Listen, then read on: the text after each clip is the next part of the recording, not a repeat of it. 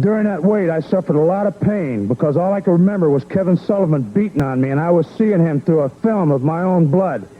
And when the surgeon got here and sewed me up, he told me that despite everything he could do, I'm going to have a scar here. And that means that every time I look in the mirror, when I'm shaving for the rest of my life, I'm going to see a scar, and I'm going to think of Kevin Sullivan.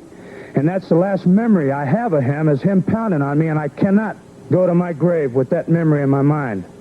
The memory I want in my mind of Kevin Sullivan, when I see this scar and I think of Kevin Sullivan, I want the memory of him where he is both physically and emotionally and mentally a broken man. I don't want to just break his arms and his legs. I want to break his heart, and I want to warp his mind. He hit me with his best shot, and he busted me open, but he didn't even knock me down or knock me out. Well, Sullivan, if your friends hadn't come down there and pulled me off you, I would have beat you and finished it right there. I want a match with you that will finish it once and for all, till the best man wins. I quit, Texas death. I don't care what kind of match it is, until one man cannot continue, because you and I both know in that last 30 seconds we were alone, you and I both know that I was the better man.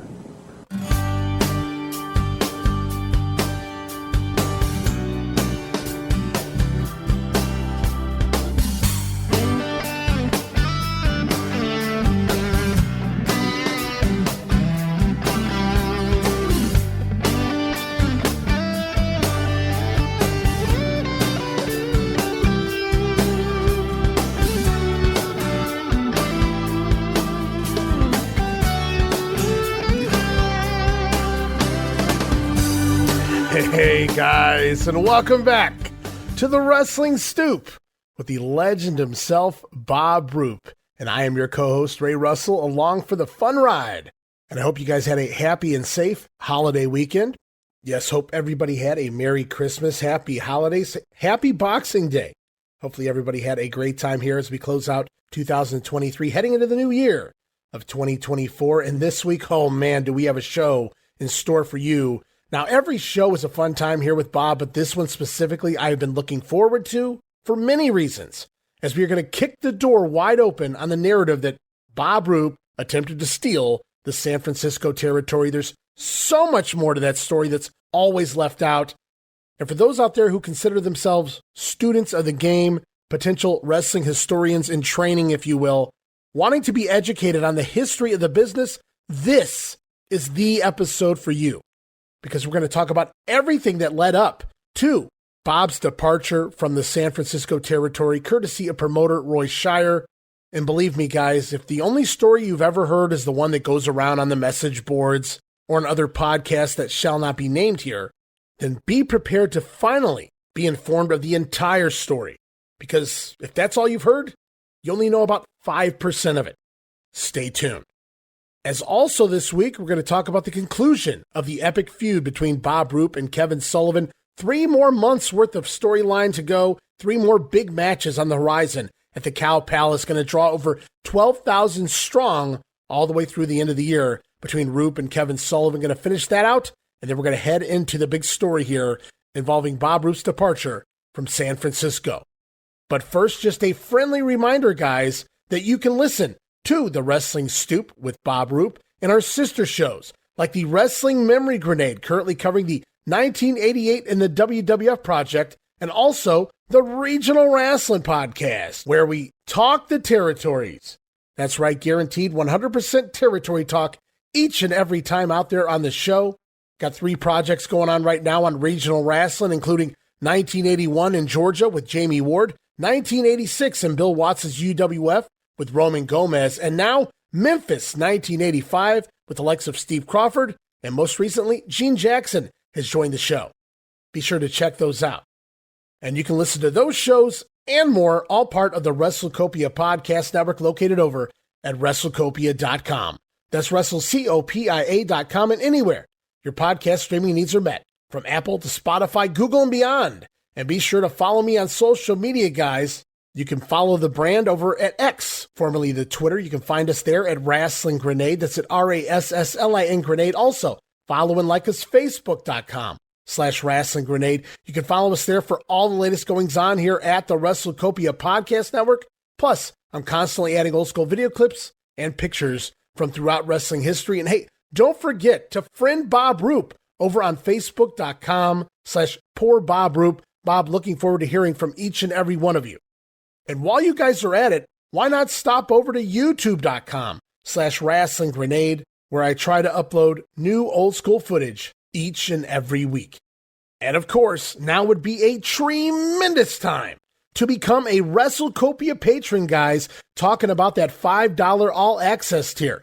And you can find us there at patreon.com/WrestleCopia. That address again, patreon.com/WrestleCopia. Yes, indeed, $5 going to get you all sorts of gifts, including my insanely detailed book-like show notes for the Wrestling Memory Grenade, Monday Warfare, and the Regional Wrestling Podcast. You'll also get early access to many of the podcasts here on WrestleCopia, where you can listen days and sometimes as much as a week earlier than the rest of the listeners.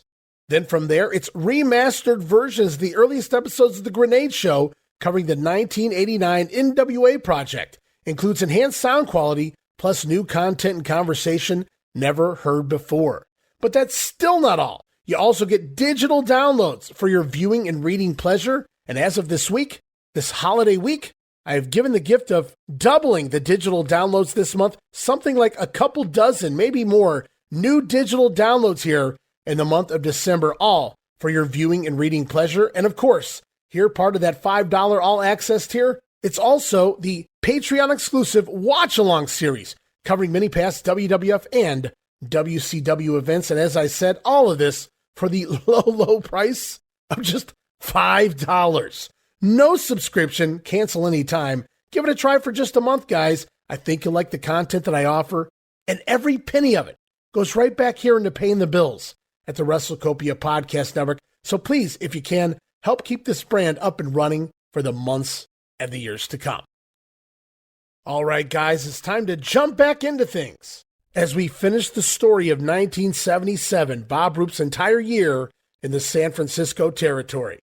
And who better to tell the tale than the man himself as we go back and he continues to tell us his firsthand experiences as we close out the feud, the epic, fiery feud against Kevin Sullivan. And then we talk about the demise of the relationship between the promoter Roy Shire and his booker, Bob Roop. And in order to do that, we got to bring him back on the show. It is the legend himself. Welcome back, Bob Roop. Hopefully you found some time to relax over the holidays. Well, thanks, Ray. I have.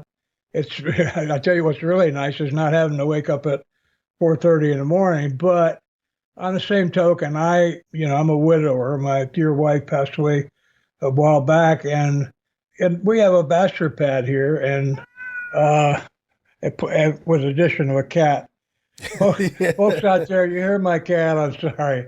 My darling Sophie, she likes my company, and I don't have a cage to put her in. So if you hear her chirping from time to time, she's keeping me company here. I hope what you hear is not feedback. She's criticizing me, but yeah. Back to I sleep when I'm tired. My bed is a lazy boy. It's also the chair I'm in when watching TV and everything. All I have to do is put it back, and I'm in bed. So I sleep when I'm tired, and that might be the middle of the day, might be the middle of the night. So I don't have like a regular schedule. Now, of course, when my wife was still here, she was like a normal human being. So we had regular type schedules, day being active during the day and resting at night. But we're not that way. And plus, my youngest son stays up most of the night playing video games and working on stuff he does. But we did, to make a long answer to a short question, yeah, we're rested up and feeling good. That's good to hear. I hope everybody out there, anyone listening to this, is in the same boat. Yeah, I want to say to everybody out there, we appreciate all the feedback we got on the last episode, Ask Bob Anything. Lots of questions covered. And yes, we didn't get to everything, but I did save them, guys. So for those who didn't have their questions answered, there will be an Ask Bob 2 somewhere down the line when we can squeeze it in. But for now, this week, Bob, we're going to jump back in and we're going to tell the final piece of the story here, your run in the San Francisco territory circa 1977. Ray, I want to interject a couple things first, Sure. Please.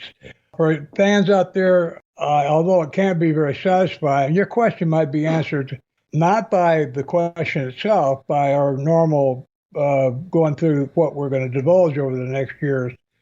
But if it isn't, we might be answering your question 2 or 3 years from now. And I hope that that's not a big, that doesn't turn you off and say, well, I don't want to know anymore. Uh, but we'll get to it eventually because we're going to be doing this for a while. Second thing, I want to close a chapter. I talked in a past episode about Jimmy Golden and Jimmy having a experience where he thought he committed a serious crime and he ran out of town. And it's funny because it's weird, but wait till you're 81, then you might be able to understand what I'm talking about. But talking about the part I did talk about was nagging at me. I didn't remember exactly how it started. So without even me directing my memory to do anything, it did it on its own. And I all of a sudden woke up or came around the corner in my own thoughts and remembered that to get that whole episode started, I got a telephone call from a girl and I was single at the time and I wasn't living with anybody. And I got a call from a girl that I knew well enough for her to have my phone number, I guess. And she said that she'd seen Jimmy at the airport. And he was rushing through there, and he was apparently still in the clothes that he had on when he got burned. No eyebrows and all. But I'm not sure he'd even changed clothes. So, I mean, it was such a strange report from her that's why because I was thinking afterwards, how and why did I get in touch with Ricky Gibson? And that was why. We didn't have cell phones then. There was no way to reach Jimmy. So I called Ricky, and now I just want to add one thing to that. Jimmy, if you're listening, please understand, I want to let everybody know, I think you're a first-class guy, great heart, very, very decent person, nice human being, charming, sweet, kind. If it'll make you feel better, as we go down the list here, you're going to hear things from me about myself that are far more embarrassing than this little story about you. The reason I'm telling it is because it humanizes us as wrestlers. We make mistakes just like everybody else. And and also people want to know what's going on behind the scenes. So I don't mean to embarrass you in any way, and it's long over. You'll find out. I'm going to say some things about my own actions and mistakes that are going to make you feel like you didn't do anything untoward at all. Like, for example, letting any other person know if you're planning a hostile takeover. You let anybody else know, you've already doomed yourself to failure. I'm talking about one person. That's an example. Lesson learned there. Yeah, lesson learned. So, anyway, it's funny when I call this lighthearted, when I wanted to call it a lighthearted story in regards to Jimmy Golden setting a car on fire. But at the same time, man, there's a ton of wrestlers out there that have told a lot worse stories about other comrades, if you will. So I didn't, take offense to it. I'm not Jimmy Golden by any means, but I don't know Jimmy Golden either. But I think, it was clear when you were telling the story, it was in, looking back and having a good laugh, with one of the boys, so to speak. So hopefully, like you said, Jimmy didn't take it, to any offense. And again, you've done nothing but put him over as a great human being. So I just laughed. And I think a lot of people enjoyed that story. They didn't look at it as anything negative at Jimmy Golden. If anything, it just gave him another reason to love him. Yeah, humanize him. Yeah, it's like he was a young guy at the time and not world-wise. You get in the wrestling business, you're in what do we call it? The bubble. Sure. You got no exit. Very few avenues that you can behave like a normal human being. You have to do it in private. Because even if you're a good guy, babyface, you go out in public and people come up to you. And we make ourselves public figures so that people feel like it's okay to come up. And if you don't want to talk or give an autograph or whatever, it's like you're being rude. So it's a weird life. And anyway, Jimmy, best to you, my friend. Yeah, absolutely. Would love to have Jimmy on here sometime or talk some more Jimmy Golden. We get to Knoxville. I can't wait to talk a little bit more about Jimmy Golden. He's just one of the many, many names from that era that just is not talked about enough. A lot of, like I said, a lot of people that grew up in my era, the 80s and 90s, they'll remember him for his run as Bunkhouse Buck, sort of a bunkhouse, rough, rugged character.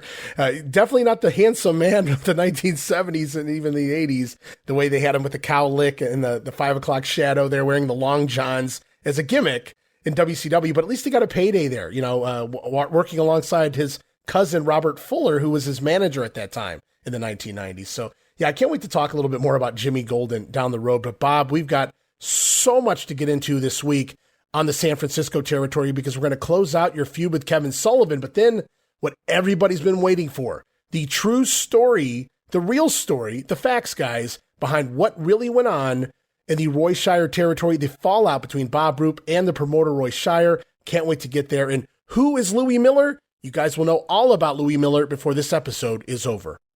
Well, that sounds good. Let's onward and upward. So here we go. We're going to head back to the Kevin Sullivan feud. We've seen the Star Warrior unmasked. We've seen you lay out Kevin's father, George, on I believe it was the last episode we covered here on the show. Right. And then Sullivan gets fined for his father's troubles for getting in the ring. Sullivan fined his father in the hospital. Oh, woe is Kevin. So we go back in time now. That was in August, late August. But in September, Bob, you actually step in the ring with Dean Ho. You dropped the TV title to Dean Ho on September 17th at the Cow Palace when he wins the first fall of a title versus title match. Of course, at this point, he is the U.S. champion, but you were the TV champion. The rules stated that the TV title on the line for the first fall. Dean Ho wins that, captures the TV title. So technically, he's double champion, dual champion, at least for a moment. But in that same 2 out of 3 fall match, Bob, you also win the United States title from Dean, scoring falls number 2 and 3. So when you face Kevin Sullivan again on October 22nd now, you're now the U.S. champion, the top champion in the company. So not only is Kevin now vying for family revenge, but also a shot at the top title in the territory.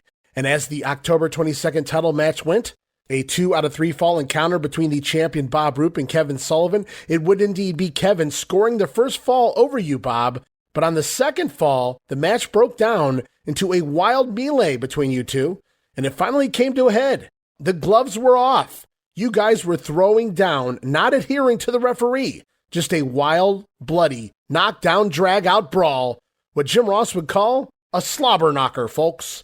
And that led to the referee trying to break it up, separate you two, but both you and Kevin, so absorbed within your own rivalry, you continue to throw punches at one another, Kevin even catching the referee with a forearm in the midst of all of the chaos, leaving the referee down and out with no other option than to call for the bell, disqualifying both of you in the process there in fall number 2. But it's not over yet, because as the bell sounds, you guys aren't registering it. You don't hear it. The wild chaos continues on. The locker room empties out as just about everyone comes out to try and separate you two. It's literally a pull-apart brawl between Kevin Sullivan and Bob Roop, as every time you and Kevin are separated, you both find a way to get back at each other, and the crowd is eating it up here. They are rocking in the Cow Palace, as Sullivan is just relentless as the babyface who simply can't take it anymore. He has snapped at this point. Maybe Bob Roop is the reason he became that Prince of Darkness, but you aren't exactly running here either, Bob. You're coming right back at Kevin, which is important because on the following TV after this matchup, we learned that both Sullivan and Roop were fined $1,000 for striking the official, but Kevin, he's a changed man now.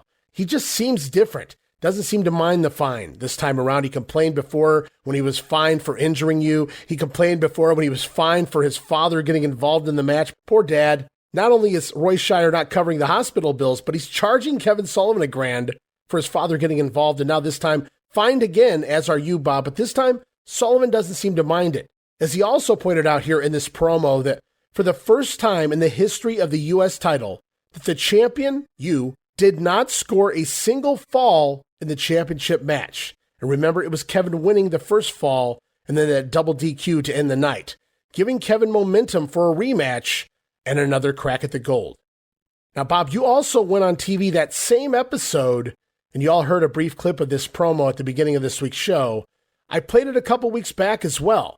Roop talking about the 19 stitches put in his forehead, making the camera zoom in to show you just how real it was. The big gash on your forehead there, Bob. You stated that every time you look in the mirror from here on out, every time you go to shave for the rest of your life, you will see the scar on your head and think of Kevin Sullivan.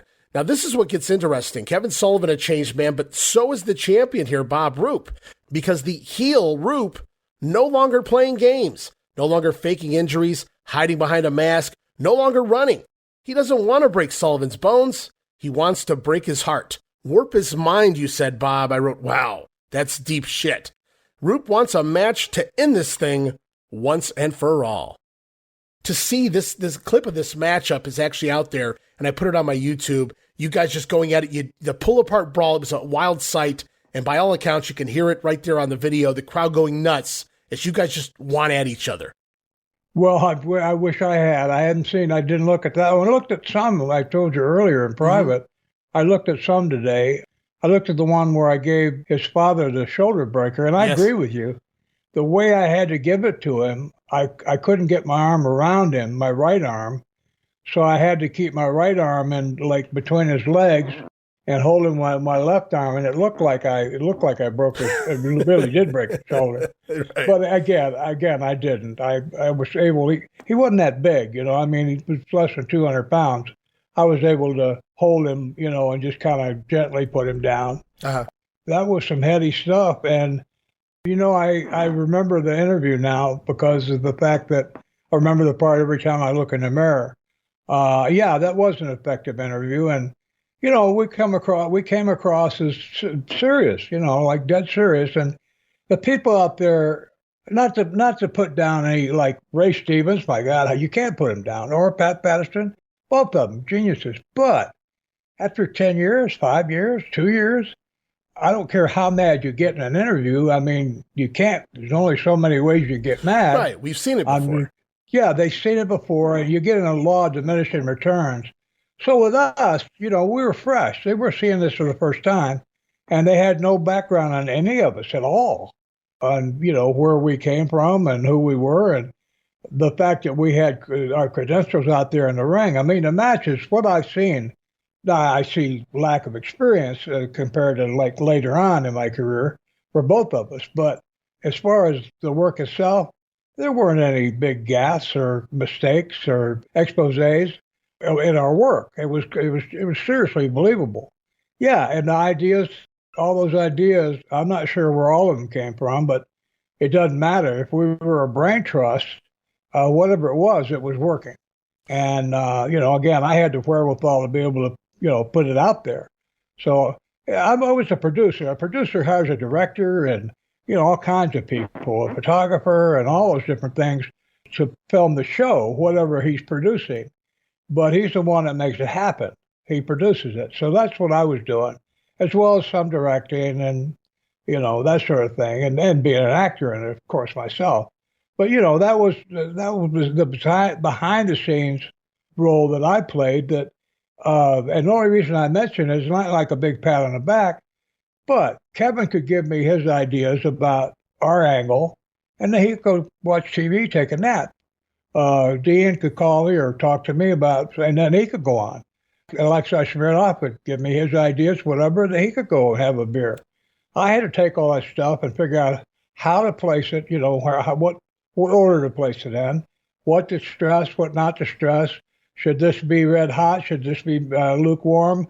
And I had to put all that together. So while other guys got a chance to participate on a small time, or a partial basis, I had the responsibility of putting it all together to make it work. And I didn't always do the best job in the world. I mean, nobody's perfect, but we did well. The only reason I keep talking about being able to put together, because it took a lot of extra work that the rest of the guys didn't have to do. And that's what I give myself credit for, is putting in those extra hours. Because I go to bed thinking about wrestling and wake up thinking about, not wrestling, about our show and what we were going to do.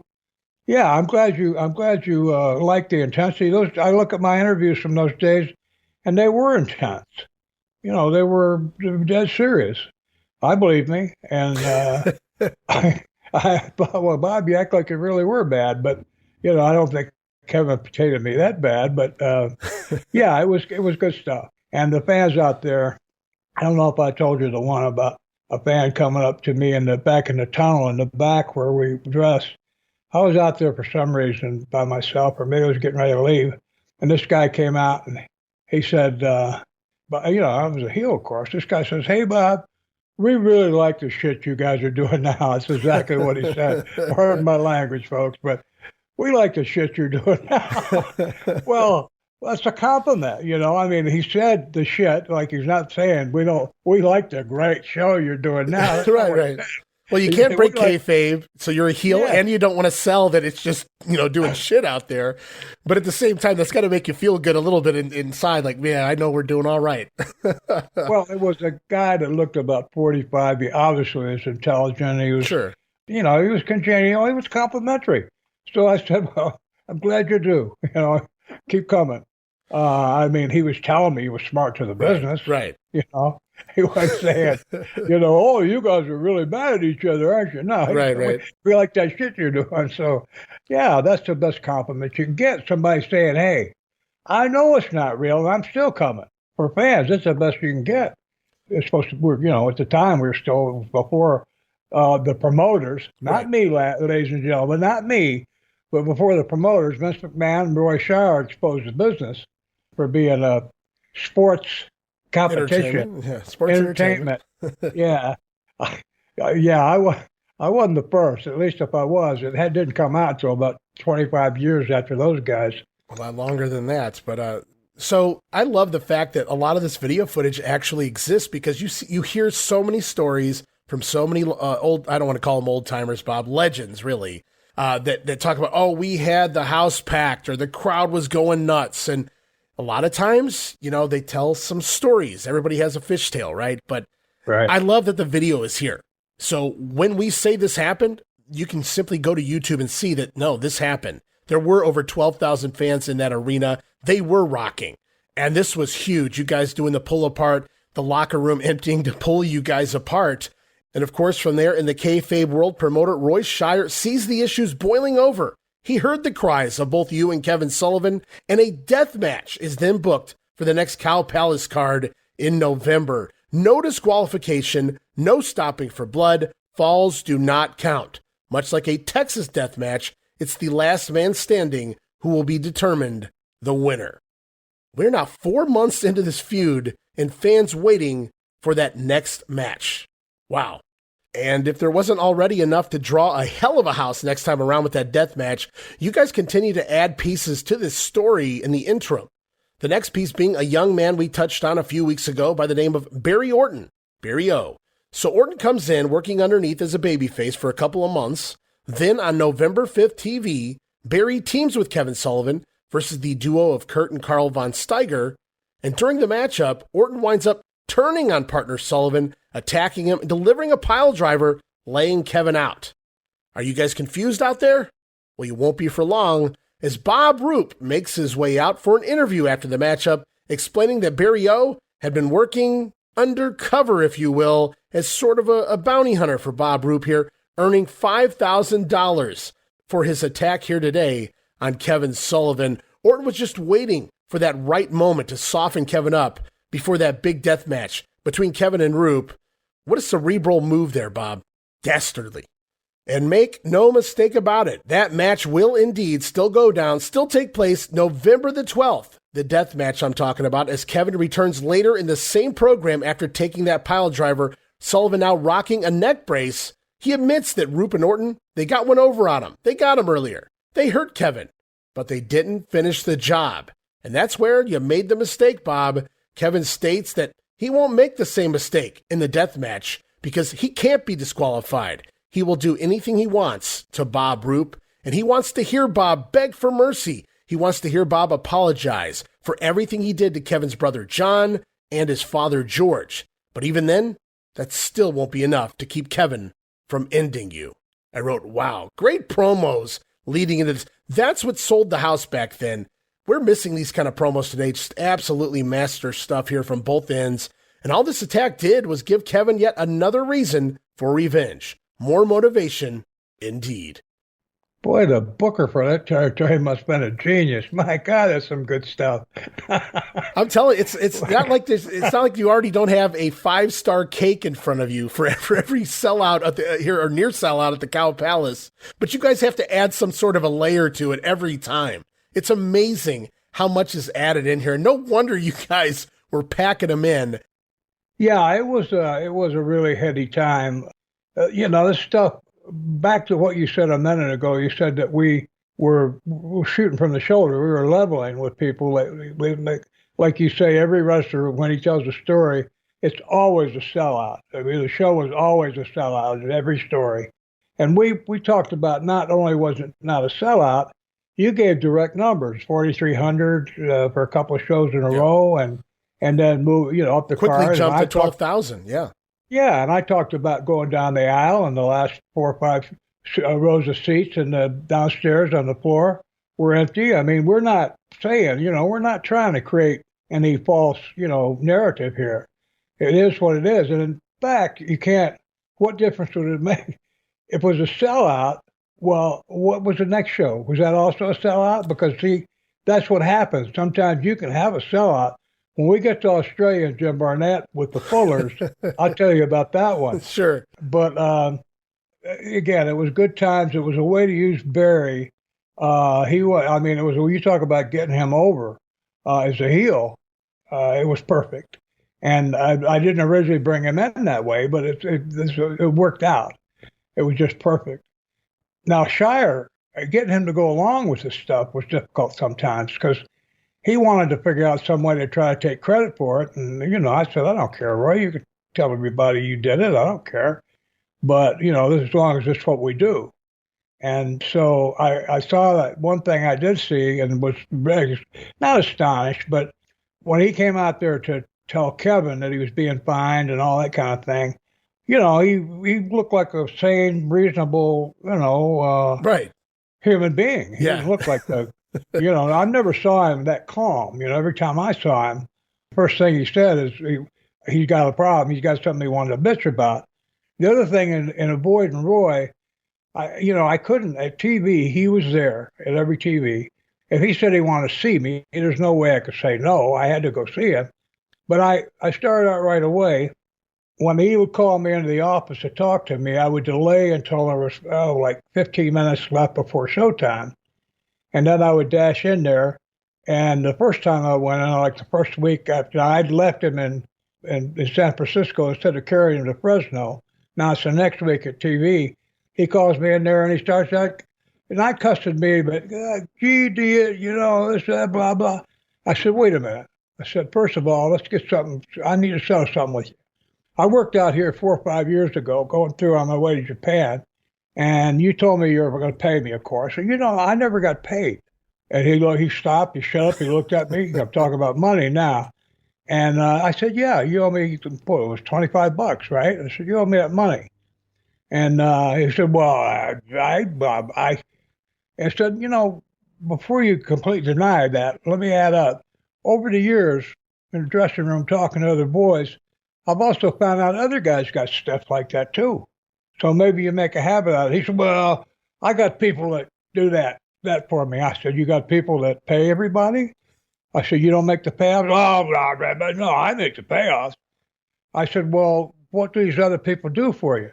Well, they write the checks. I said, and you sign them, right? He said, well, yeah, I sign them. So I said, well, do you keep track of what's in your accounts? Well, you're not damn right. I keep track of what's in the accounts. Of course I do. I said, well, did you ever notice a discrepancy in your accounts? Not having enough money? He said, no, never. I said, well, having too much? Well, no. I said, well, there's somebody stealing from you, all right? Because you wrote me a check and I didn't cash it, then that $25 should be in your account. And if all the other guys that you wrote checks didn't cash theirs because they didn't get them, then that money should also be in your account. So if that money's not in your account, those people you say they're looking out for your interest, they've been stealing money from you. But all I know, Roy, is that you've been owing this money, and he kept trying to interrupt. Well, wait, I know. Let's talk. I said, I've been waiting 4 or 5 years to talk to you about this. You can't wait a few minutes to talk about the TV? So finally we got down to about 3 or 4 minutes. I said, well, Bob, I said, well, don't worry about the television. Well, I said, it's taken care of. Well, what do you mean it's taken care of? I said, I'm taking care of it. I'm the booker. I already told this part. Right. I said, I'm the booker. The booker takes care of the TV. It's taken care of. Now, if you want to change that and make it different, I said, be my guest. Yeah. You can go out there and tell them what you want them to do. But I've already told them what I want them to do. I mean, you got anything else? And I just left. Right. Well, I did that for like 3 weeks. I knew he was never going to give me a nickel. But I come back in, I said, by the way, where's my check? Or, you want to pay me in cash? No. I said, no, why? And so I kept bugging him with that. I had a lot of fun with it myself, but it was a way to keep him distracted. Think of it, $25. I was able to keep a millionaire from basically having his way with what do you want to talk about. I think that's hilarious. That and Pat McGinnis kept him away at different times anyway. Oh, yeah. So here we are, away we go, November 12th, the Cow Palace, the rematch, if you will, the death match.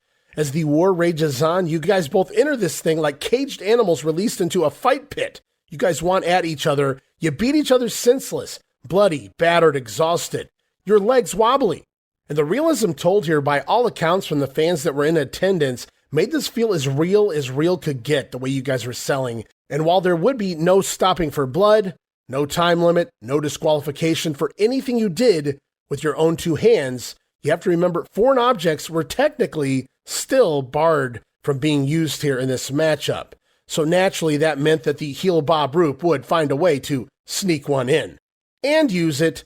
And of course you do. Bob Roop laying Sullivan out cold, knocking him out with, it looked like maybe a pair of knuckle dusters there, scoring a pinfall here. Of course, pinfalls don't count, but the referee can begin that 10 count as Bob Roop scores that pinfall in the third fall of the matchup, but Sullivan somehow able to beat the count back to his feet, and the matchup continued. From there, the referee gets a bump, takes a bump and falls to the outside onto the floor, which made this a perfect time for Roop to go back into his trunks once again and pull out that foreign object to use a second time in the match. But this time, Kevin intercepts the weapon, takes it from Roop, and uses it himself to knock Bob into next week. Out goes the U.S. champion Bob Roop down and out on the mat, but Sullivan wasn't done yet, delivering the pile driver to Bob Roop from there, the very move that Barry Orton had used on Sullivan when he turned on him back on TV. An added message there, and I love the constant storytelling here. So after blasting you with the brass knucks, after landing that pile driver, it appeared as if Kevin had the upper hand at that point. But after delivering the pile driver, Sullivan too collapsed to the mat after the war that had already transpired throughout the past 20, 30 minutes. And at that point, with the ref down and out on the floor, a second official entered the ring and began to count to 10 on both men down on the mat. As Roop lay unconscious, though, Kevin began to stir, began grabbing the ropes, pulling himself up midway through the referee's count. Sullivan using those ropes to stabilize himself on his feet, beating the 10 count. Meanwhile, Bob Roop still laying there, trying to muster enough energy to even sit up. And if it ended there, it would have been an amazing storybook ending. But, well, it just wouldn't be the Roop-Sullivan feud if it ended there, now would it? So at that point, it seemed as though Sullivan had finally exacted revenge. The referee reaches 10, Bob Roop unable to get to his feet. Sullivan beats the count. It appears Kevin Sullivan has scored the win, both for himself and his family. And the icing on the cake, he is the brand new United States champion. However, the following TV, after reviewing the film, we would learn that because both men had used a foreign object during the matchup, the U.S. title was being vacated, held up, pending yet another rematch. But where do you go from here, Bob? Where do you go after a death match? Well, the only place you can go, inside a steel cage, in the war to settle the score, the brawl to end it all, the final countdown to the blow-off match, the match that was set to settle things once and for all. And to make sure the referee wouldn't go down this time, a special call was made to the 601-pound country boy from Morgan Corners, Arkansas. Haystacks Calhoun appointed the special guest referee for the big cage match. Wow. How'd it go? Well, we will get there. Well, here we go, guys. It's the final match, the final showdown, December 3rd, 1977 in the Cow Palace, drawing yet another 12,000-plus fans for this epic encounter. The vacant U.S. title on the line inside a steel cage. And without coming right out and saying it, there was a feeling in the air that this was the night the feud would finally be settled once and for all. And Bob, as a heel, you try a little bit of everything here in this match, from trying to flee over the top of the cage to your good buddy Alexis Smirnoff coming ringside and handing you off a pair of brass knuckles. Could it be, was Bob Roop going to steal the win and win this war? But Sullivan, he sees it coming, snatches the brass knuckles away, and Kevin then cocks back and blasts Bob Roop with those knuckle dusters, knocking Bob out cold once again here in the month of December. And the crowd explodes. The roof nearly ripped off the Cow Palace. Sullivan had the match, the revenge, and the title in the palm of his hand. But as Sullivan drops down to cover you, Bob, Haystacks Calhoun calls for the bell. Calhoun apparently disqualifying Sullivan for blatantly using an illegal foreign object in this cage match. So it appears that Bob Roop regains the vacant U.S. title on a disqualification in what should be the blow-off of a 6-month-long feud. This was Sullivan's final chance to exact revenge. After months of being one-upped by the cerebral heel Bob Roop, Kevin had the support of 12,000 plus in the palace and thousands more sitting at home waiting for the next TV to hear the good news. Only there was no good news. Not for the fans, not for Kevin, and pretty soon, not for you either, Bob. But we'll get to that shortly. But going back to an interview I found on YouTube, Kevin Sullivan, in regards to this blow-off matchup, Sullivan had stated that this was not your booking, Bob, nor his idea, but rather Roy Shire getting his hands on the book and insisting on this particular finish here. Kevin actually cites this as the reason he gave notice to the territory, because he leaves right around the time you do. Kevin actually went so far as to refer to this angle as the stupidest finish he was ever involved with. Sullivan went on to say he knew his heat was killed dead, stating that he was buried coming out of that finish, and he said based on the crowd response, they knew they got screwed as well. So Roy Shire, after months of this, according to Kevin Sullivan, he comes in and says, this is the way we're going to do it, boys, and maybe it's because the whistle had already been blown. You know what I'm talking about. I don't really know. But Sullivan says, he recounts that Shire came in, whatever you guys had initially planned, he kiboshed that, and said, this is what we're doing, a disqualification on the babyface. That couldn't have done well for Haystacks either moving forward, but literally, I could see that killing Sullivan's heat dead, his momentum just completely done. Yeah. And I can't believe after months and months of Sullivan chasing you, looking for revenge, the finish is he doesn't get it. I don't understand that. Well, it's of course, it's idiocy if you think about it, because even if I was going to be leaving because I had been found out about the possible hostile takeover, then before I left, if Shire had asked me to put Kevin over, I would have done it, because for Kevin's sake, I mean, we'd made some money together, and even if I was gone, there was no need for him to go too. I was willing to take the heat, and I mean, I was the one that went to all these guys with the news about a possibility. So right. I would take the responsibility for it, and I'd be gone.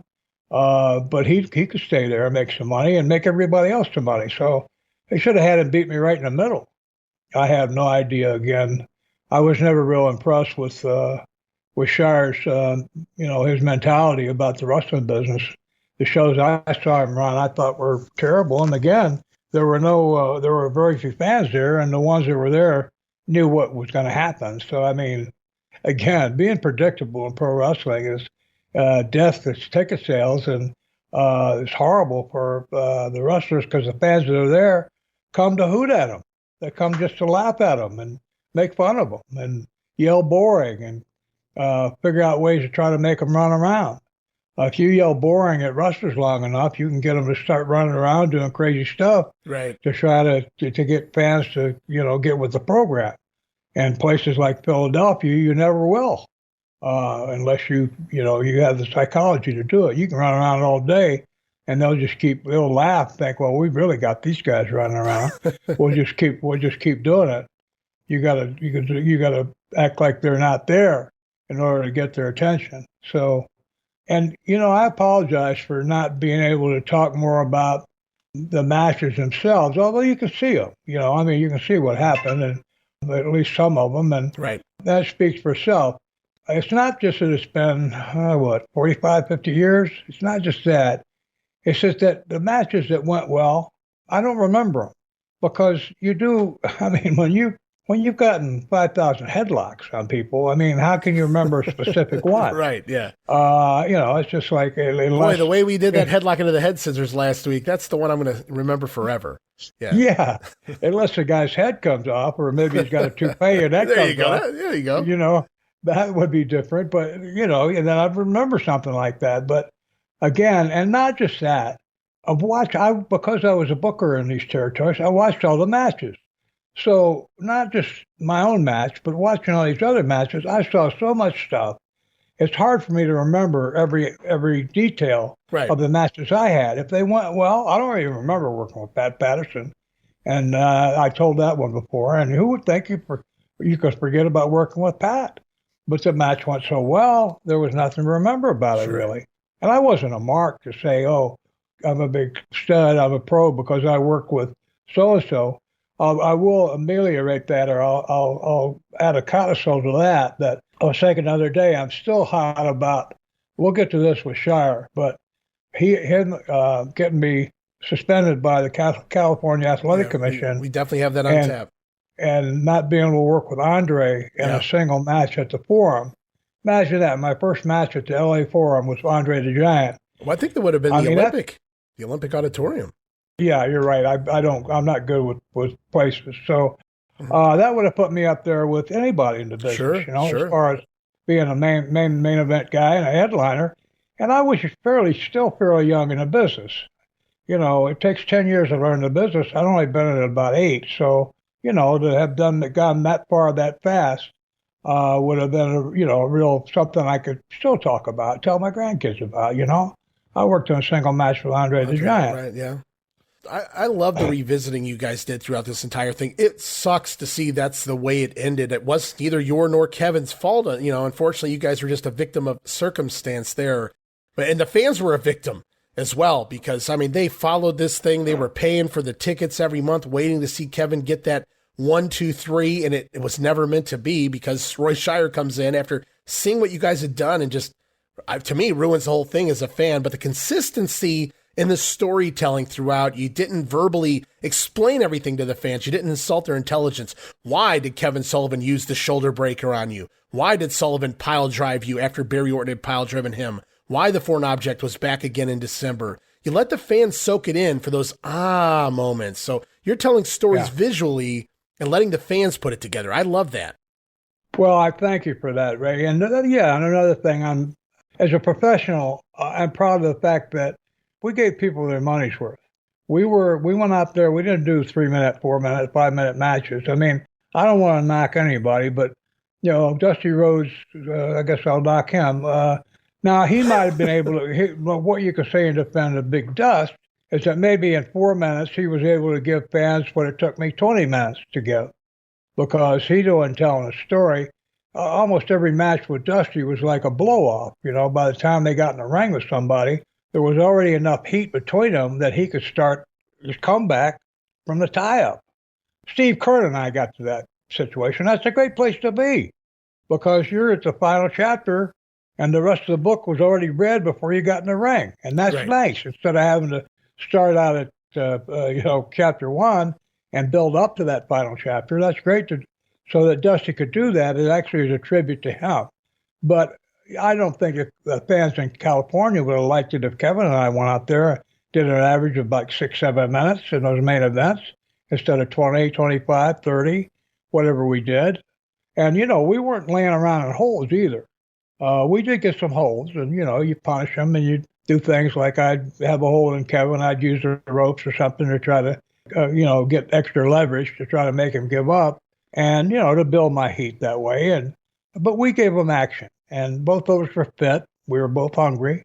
We were, just starting to feel our oats and getting a chance to achieve it. It was a freak thing that happened that blew up going back to earlier programs where Shire and Pat Patterson having a falling out because of the automobile, the motorcycle accident. Roy almost killing that poor guy on the motorcycle. Yeah. them having a fallout opened the door for me to get in there. It's just one of those moments of time of being in the right place at the right time that we got the opportunity to do that. Well, the fact that I had enough experience as being assistant booker to like three. You had that in your back pocket. Well, three very good guys. Not just that, but Eddie Graham. Eddie Graham on Tuesday night would come to the matches, at least my first several years he did, and he would give finishes to some of the matches. And just, I would always watch it.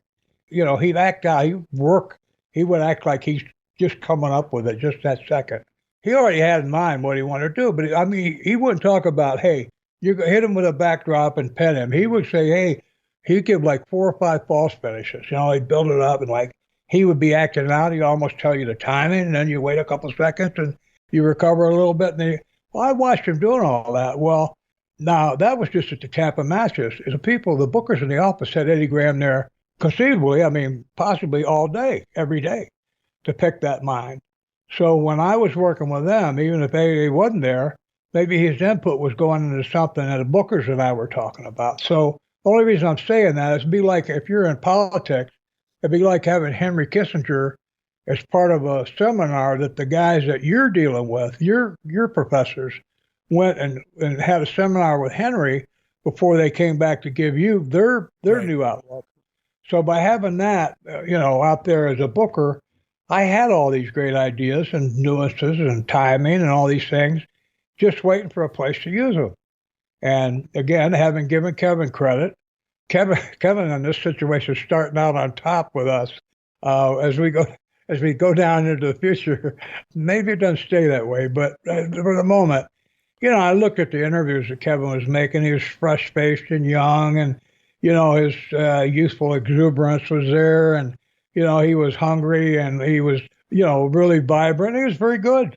His interviews were very sincere. I mean, he came across.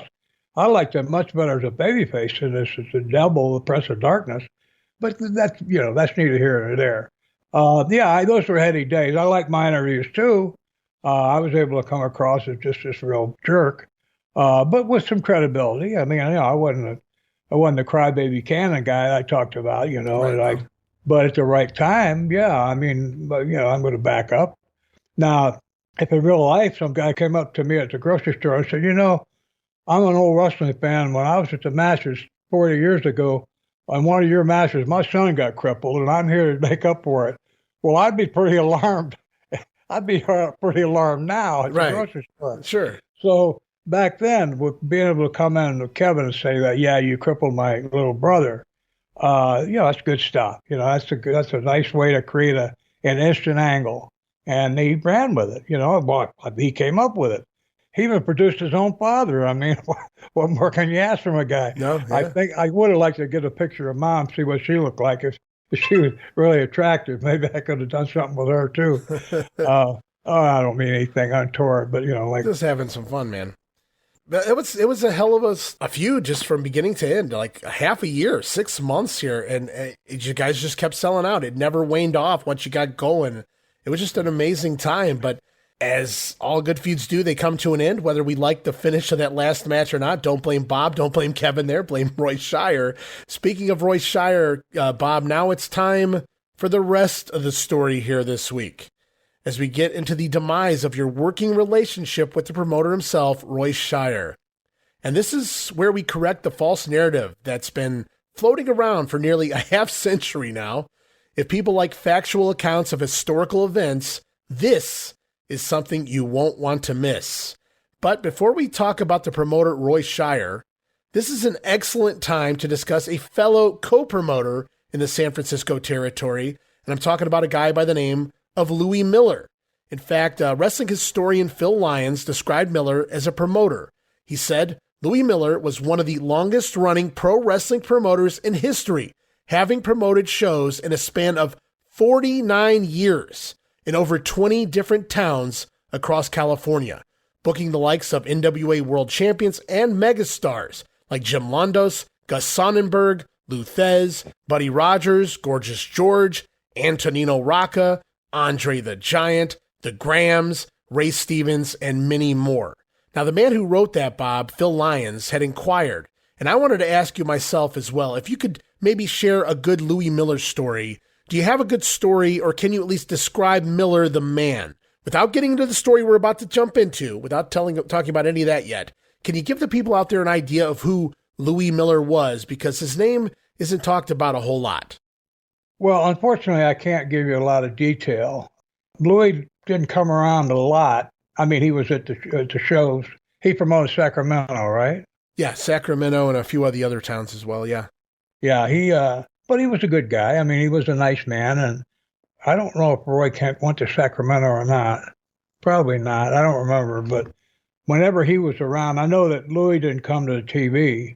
Sacramento. We made a TV in Sacramento. He didn't come there because he didn't like being around Roy. And I can't say I blame him, but he had a good reputation, and he had been there before Roy took over the promotion, and so he knew he had history in the area, and he might have been there for 2 or 3 different promoters for all I know. If he goes back 49 years, although in 1977, I don't know how many years he'd have been there, maybe, but I know he'd been there longer than Shire. I'm pretty sure since the 1930s. I believe he started. Oh, well then, yeah, definitely. He'd been there. He'd seen it from its infancy there, probably, pro wrestling. Yeah, and I'm sure I sure had to grind him, to see Roy. I don't know. I have no idea what kind of financial relationship Roy had with those guys, with the promoters, the local promoters. But I just know that they were, we'll get into it, but I know that they were really, really unhappy with him. Here's a reason why. Here's a possible reason why. This is all speculation, but if Roy was underreporting box office gate receipts and getting away with it, and the local promoter, his percentage of what he got paid was based on those gate receipts, then if the total real house was, say, $10,000 and the promoter was supposed to get 10%, then he would get $1,000. If Roy reported the house at $7,500, then he was only going to get $750. And right. I talked about another promotion, the promoter underreported box office receipts with my percentage being included in what got shorted.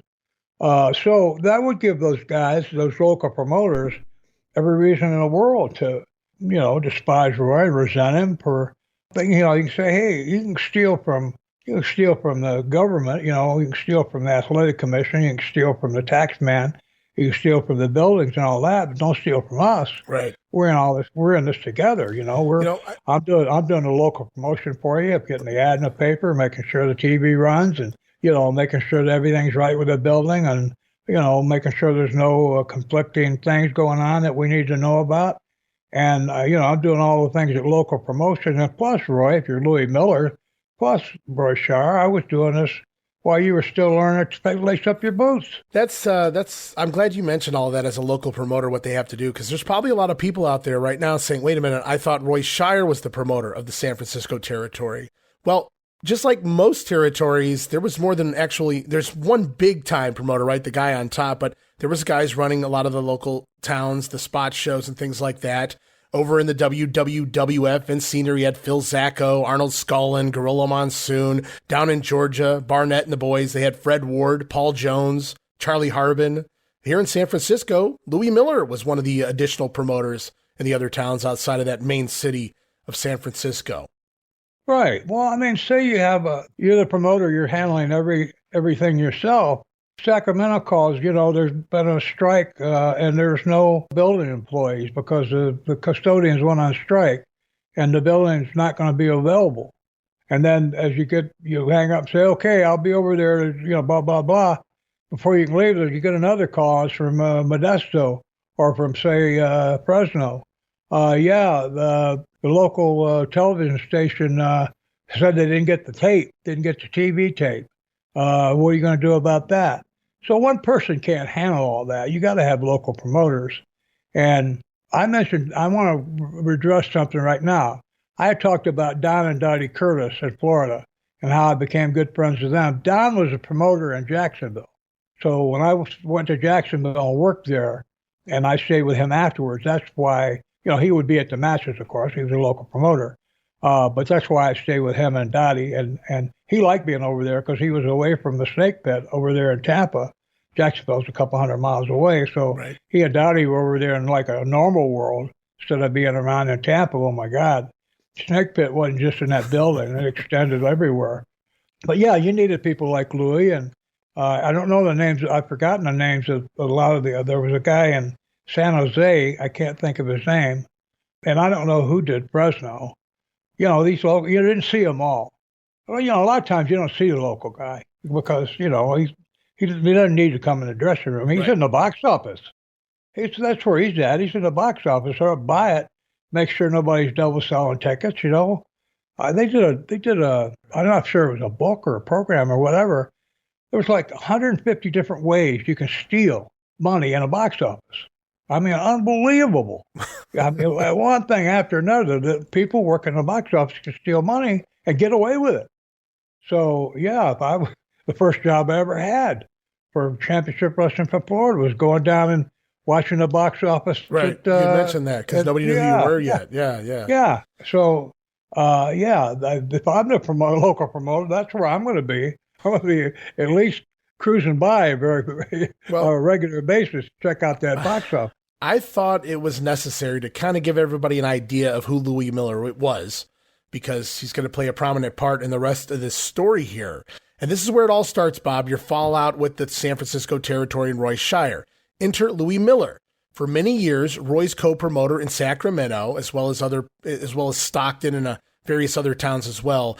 Louis had been with Roy essentially from Shire's inception as a promoter, after Roy, listen to this, guys, began holding cards at the Cow Palace. Miller was the first of the Northern California promoters to defect from charter member of the Pro Wrestling Hall of Fame, Mr. Joe Malkowicz, guys, and align himself with Roy Shire. I wrote, so co-promoters defecting promoters like Malkowicz to join a new Roy Shire territory? Apparently that was cool back then when Roy did it, I guess. Well, Roy might have given him more money, and maybe there was Louis was having trouble with Malkowicz. I don't know. I have no clue. I've never met Malkowicz. I found it funny because, we'll get into it in just a little bit here. But basically, Malkowicz, for those who don't know, was the original promoter in the San Francisco territory of the NWA.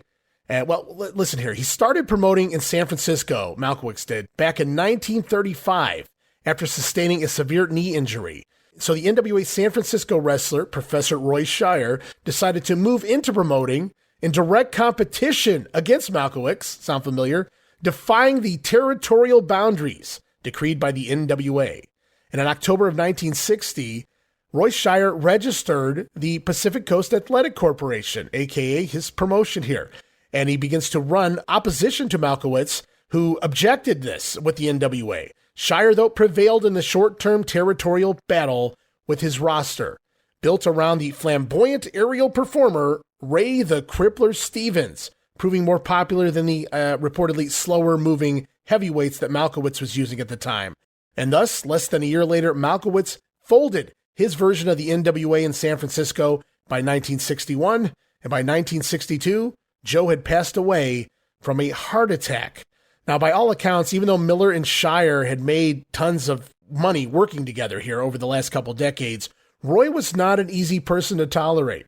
And I see a common denominator here in every story I uncover in regards to Shire as far as the human being goes. In fact, Victor Berry, who ran the programs and has a hell of a photo collection as well from the territory, he stated that Louis was a nice man, although he and Roy never got along. So basically saying exactly what you did, Bob. Roy Shire and Louis Miller did not get along. They never really hung out together, not even at the buildings.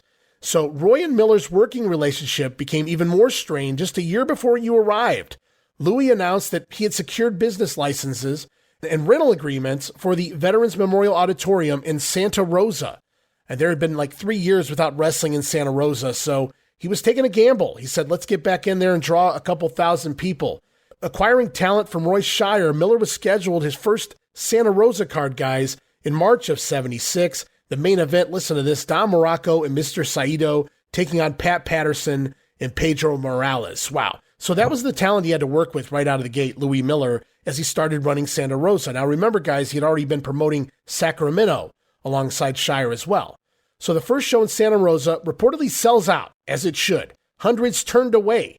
The second card, reportedly another near sellout. But after a few successful shows, this is where it gets good, guys, I promise. Terry Garvin and Jimmy Garvin also take out a wrestling license in Santa Rosa.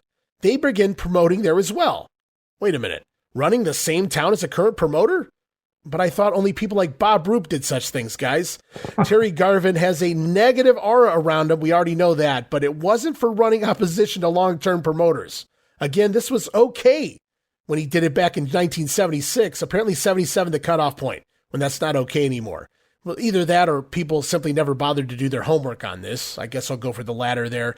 Anywho, Shire stopped lending talent to Louis Miller and started lending the talent to the Garvins.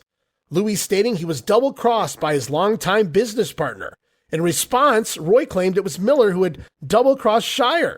And so Roy fired him. He said, we had a corporation in Sacramento, and I gave him a little piece of the action.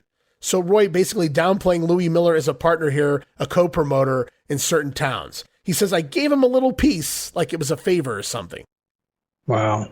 Well, I see why Louis came to me, wanting to run against Roy. He saw that I had control of the talent, most of it. We talked about Pepper, and I'm not sure about Dean, but anyway, most of the guys would go along with me, and I think it sounds to me, and now what you just told me, that's news to me. I didn't know the history. There's more. There's more. Wait, long before he comes to you. So you're going to hear a whole bunch more in regards to, I see, by the time I got doing it, I said the same thing you did. Oh, I see why this happened now. Yeah. Well, I mean, in terms of Roy being treacherous, and his God was money. And if I'm sure, now I don't know if Louis handled Santa Rosa? Santa Rosa, he just taken over there in 76. Well, Roy was sending him talent. Was Roy still getting like the head promoter's percentage, or was Louis getting more money by doing Santa Rosa? I don't have that information, but based on everything I was reading, I mean, I don't want to, guess here, but it sounded like, this was like his own dealing. He was basically running this on his own, kind of taking a flying leap, if you will, because there hadn't been any wrestling in that town in like 3 years. So by all accounts, it was a gamble walking in. I doubt Roy Shire loved to gamble very much, at least with his own money.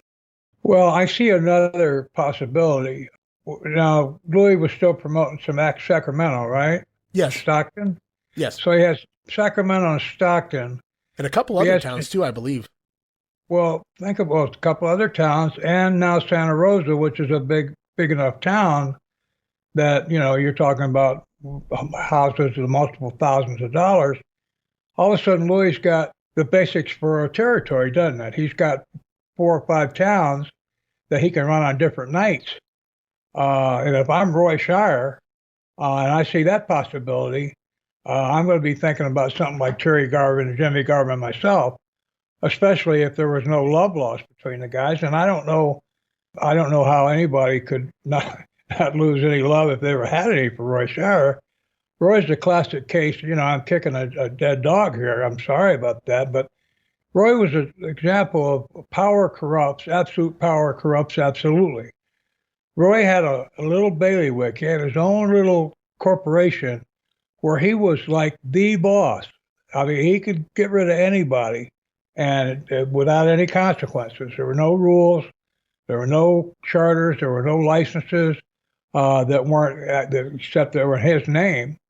So he could fire anybody, hire anybody, do whatever he wanted. And again, power, unlimited power, any power is heady. It's very dangerous because it's nice to be, you feel strong, you feel, in control of things.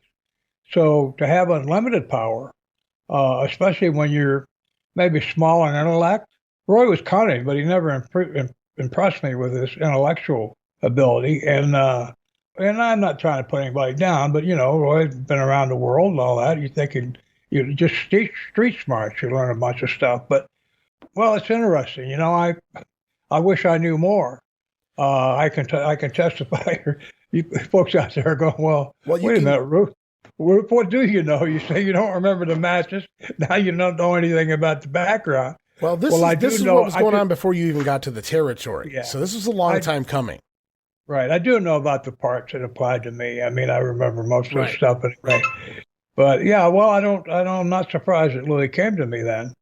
And that's what he did. He came to me and said, "Hey, why don't you get the talent and come in with me and we'll promote." Right. And we've got a whole big part on that, and I'm looking forward to getting your firsthand memories of that, of how all that went down. But I really felt this was important to set the stage, because if we're going to tell the story, we need to tell it from the beginning. How this all started between Shire and Louis Miller to lead to you being brought into this whole scenario here, because it didn't even end there. So Roy Shire, he sees the Garvins come into Santa Rosa. They're trying to run Louis Miller out of Santa Rosa. And Shire decides, well, I'm going to give the Garvins the talent instead, even though I've been promoting with Miller. I got him to defect from Malkowicz over 20 years ago. Now I'm going to, cast him aside, be done with him.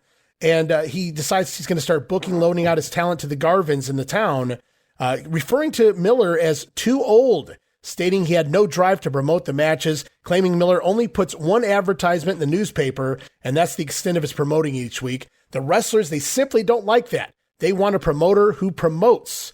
And all of these comments by Shire, believe it or not, Bob, they prove to be a lie.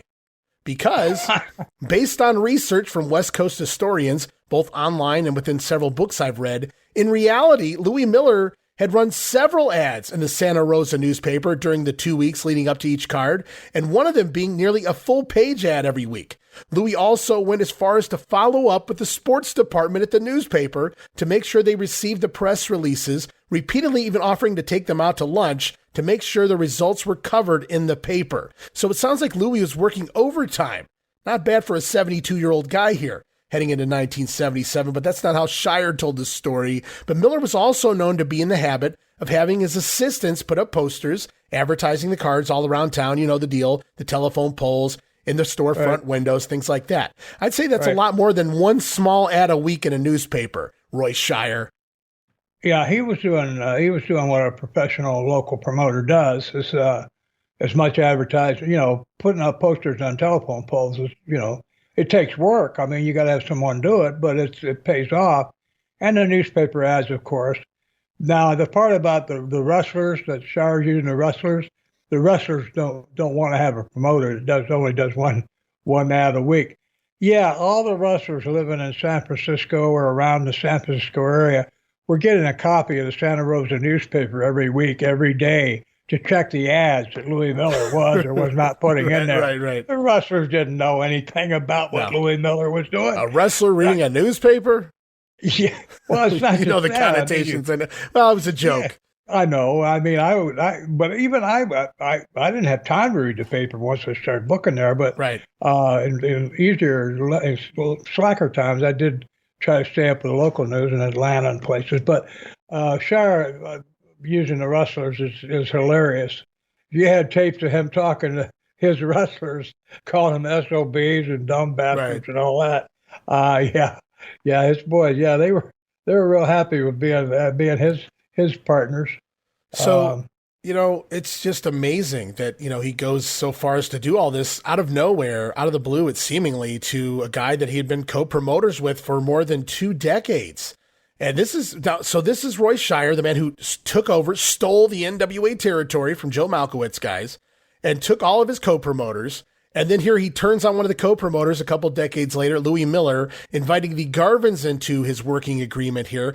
And it happens pretty fast here. Within 3 months' time, Louis has to give up his rental agreement in Santa Rosa. And the Garvins quickly take over the territory, run him out of business there. So it's very unfortunate. So from March to May is all Louis Miller got in Santa Rosa before Roy Shire made sure he was done. And if you guys are keeping score, it was okay for Roy Shire to run everybody out of town, but not Bob Roop. Now, I know, Bob, you don't probably want me saying that over and over, but I want to make a point of this because the narrative has been there forever.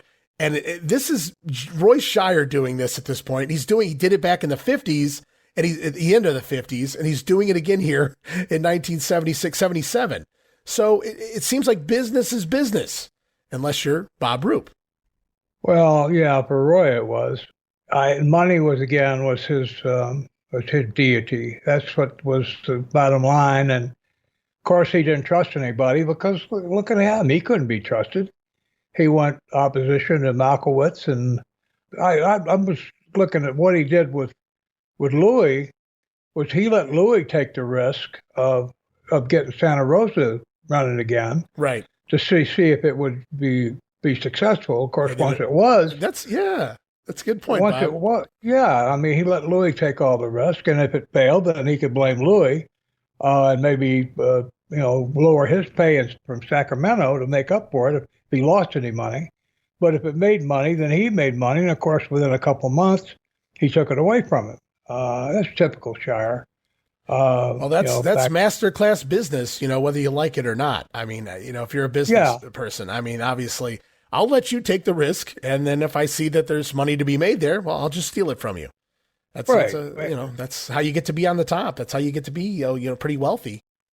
Well, I don't know what Louis wasn't born yesterday. I don't know what Shire must have said to him to get Louis to even trust him. If you had contracts, they wouldn't be worth anything because you're going to have to go to court. And by the time you get a hearing, it's going to be a year. And you got to pay an attorney the whole time. And there's no telling under what basics the contract was made. A lot of times there's some shady area that goes into it, like you're talking about having a monopoly between you, which is illegal. So just the contract on its face is criminal. You can't, and of course they wouldn't have a contract. Everything was verbal, but I don't know how anybody could trust Roy. Maybe he was different in the beginning. I don't know. I wish I knew somebody who had a record of what he was like, say, when he was still working as a wrestler. Right. Was he liked? Was he one of the boys? Was he, people like him, respect him?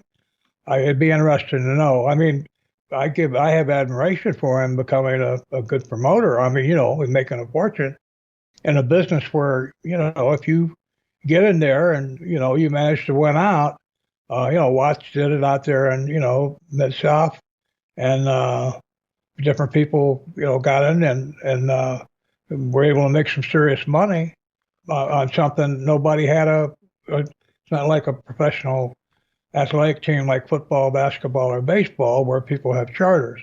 It's open to whoever can get in there and do it. Right. So the guys that do, I take my hat off to them. But again, with Roy, I got no problem with him making the money. My problems come with my interpersonal relationships with him. Right. With the way he interacted with me. If he'd been Paul Bosch, I would have never. Every promoter in the world could have come to me and said, "Hey, let's go opposition against Paul Bosch and take Houston." I would have said no, because I like Paul Bosch. I respected him. They could have said, "Well, we'll give you 10%. We'll give you half, whatever." I said, "No." You want to buy it out from him or something like that? Right. Let's do that. But no, I'm not going to be a snake and go against him. A guy that's treating me right, someone I respect. No, I'm not going to do it. I think that's an excellent point, because I think that's, I don't think it's very clear that's what drives Louis Miller to do what he winds up doing here. Because even though, Shire ran Miller out of Santa Rosa essentially by May of 76, they still worked together in Sacramento for another year. Can you imagine the strained relationship there? As it appears that it was around May of 77 that Roy finally terminated his co-promoting relationship with Louis in Sacramento without Miller's knowledge, Roy becoming the sole promoter in that city. And after defecting from Malkowitz 15 or so years prior, Miller now left on the side of the road by Shire, his main town taken from him. So Shire is literally taking towns from another promoter all the way here in 1977. And Miller was just supposed to stop promoting there, I guess, according to Shire anyway. Oh, you're done. Just go home. But now in June of 77, Louis reportedly filed a breach of contract suit. Like you just mentioned, Bob, things can get held up in court for months, if not years, to even get anything rolling. So it was time for Miller to take a different approach. And this is where you take over, Bob. I'm going to let you tell the story of Louis Miller having a conversation with Bob Roop. Yeah, with Roy just cutting Louis off, that might have been Louis' sole source of income. I mean, that might have been where he was making his money. I mean, I don't know. But if that was his sole source of income, which might be as much as, I don't know, $800-900 a week, then, all of a sudden he's left without a paycheck. That Shire wouldn't think anything about doing that. That just, no, that money, that's the money he doesn't have to I mean, I talked a while back about bugging Shire for weeks, a couple weeks, 3 weeks in a row, about $25. If a guy had any sense, he would have pulled $25 out of his pocket and just given it to me and shut me up. And then he could talk about what he wanted to talk about. But he wasn't willing to do that. Remember the board, the $15 board? You know, he about had a stroke over the board breaking because it cost him $15 and he wasn't going to get the money back. Well, he wasn't going to give me my money back. So, yeah, if he could have a chance to cheat Louis, or I would say screw him out of a paycheck where the money goes in his pocket, yeah. I got a little side story before we get on to Louis here about Roy. Now, I heard a story, and I don't know if it was made up or not, but even if it was, it's a good one. But what I heard was that Roy, after he got extremely wealthy, he joined a Millionaires Club in San Francisco. You know, he showed his bank account or whatever. He was qualified. When he went in the club, they were showing him around, and he went into the special members lounge, and there was one area in the back where there was a couple of big double doors, and there was a little gate, one of those little stanchions with a little red rope hanging between them, and he saw somebody go by it and go in there, and he started going like he was going to go in there, and the guy who was showing around said, "Oh, I'm sorry, Mr. Shire, that's private." And Roy said, "What are you talking about? I'm in the Millionaires Club. What are you saying? I can't get a." "Oh, well, sir, I'm sorry. That's the Billionaires Club. You're not qualified for that one, sir." And so Roy quit the club because, even now, though he's a multimillionaire, he still hadn't made it to the top yet. The billionaires are keeping him out of their special place. So, the guy was never going to be satisfied. And screwing Louis Miller around wasn't going to do it, although he might have gotten pleasure out of it. I don't know. Who knows? Roy was a very unhappy guy, and we know why. But now, back to Louis coming to me. I don't remember the particulars. I know that he was always pleasant. When we worked in Sacramento, he was around. I mean, he wasn't following me around or anything, but I'd see him a couple of times a night. He'd come say hello or something, and he noticed that, I was in charge. Roy wasn't even around most of the time, if he was there at all. Roy didn't, like I said in earlier programs, Roy didn't want to be around if he couldn't be, the big boss, and everybody was saying, "Oh, where's Roy?" And, "Oh, here he comes. Oh, my God," And if he couldn't do that, he wasn't happy. So he would be off somewhere, maybe figuring out ways to steal money or something. But Louis would come around, and, he was nice. He was convivial, congenial guy. And I liked him. He was respectful. He treated me well. But they noticed that he and other promoters recognized in their towns, first of all, that Roy wasn't there, or at least not out front, stomping around the dressing room like a little rooster. But also that I was the one telling the boys what to do. And also they were noticing that their gate receipts were going up. They were noticing that big time. I think the combination of the two, that I had control of the talent, most of it, at least the main event guys, and Kevin being, the main event babyface, was a big deal. Also, I had the Von Steigers, and Carl Von Steiger and I were friends. Now, Kurt wasn't. I didn't even know Kurt before I came out there and he came in. Well, we'll save Kurt for a little later in the show. Yeah. But I knew Carl, and Carl and I were personal friends, and I liked him a lot. And so these promoters saw that I had not just control of the guys, but, the guys seemed to like me and respect me, and vice versa. I liked them and respected them. So, they saw something that, and I'm just having a thought that maybe Roy's method of the way he treated the wrestlers had a purpose to it. If he got like Moondog Mayne that time when I saw it, when he got him aside and he cussed him like a dog, that maybe the other boys that saw that would kind of avoid Lonnie Mayne the rest of the night or even the rest of the week. I don't know. Because, maybe out of sympathy, they didn't want to embarrass him. I haven't seen him being chewed out like a little 3-year-old. But it was a way of keeping the boys. It wasn't going to pull the boys together, because the boys, first of all, wrestling is not a buddy pal organization. It's not like football and baseball and basketball.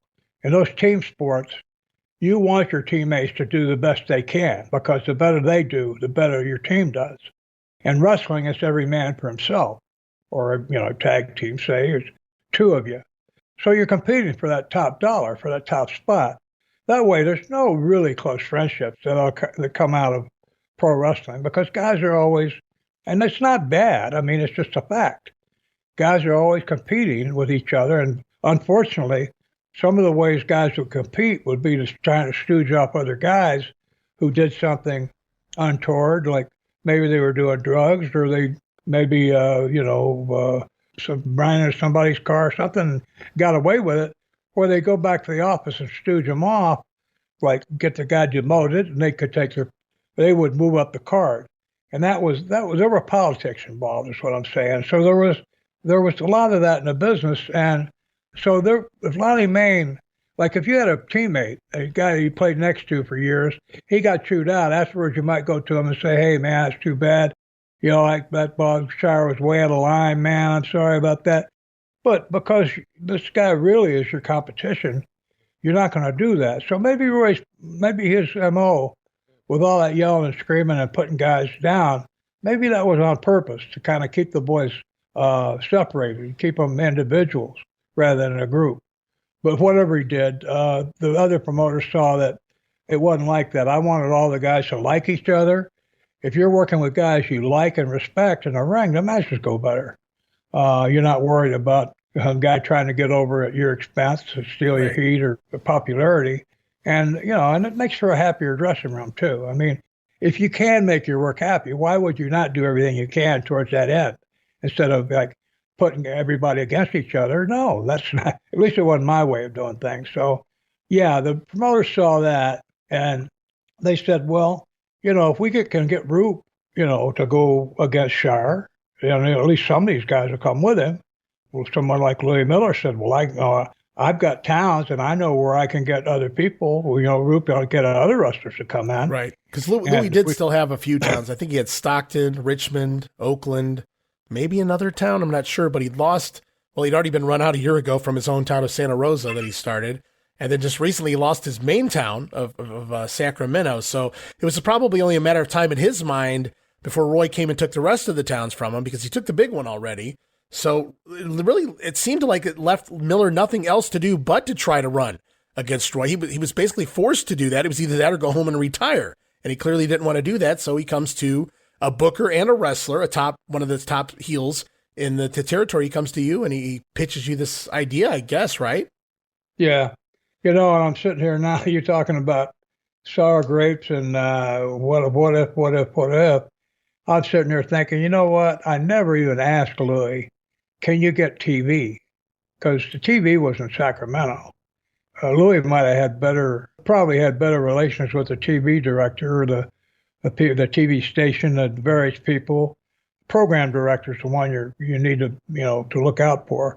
They're the ones that will select what kind of programs. From my research I did, it does state, at least from what I've went through, that Louis Miller, when he formed this plan, he did have in mind to get the Sacramento TV station, because he knew that the owner or whomever was in charge there was not a fan of Roy Shire spitting on his wall, as you've talked about in the past, and just his ego in general. So I'm not saying he could have got San Francisco TV, but I'm sure if enough of the talent went over, it was certainly potentially there.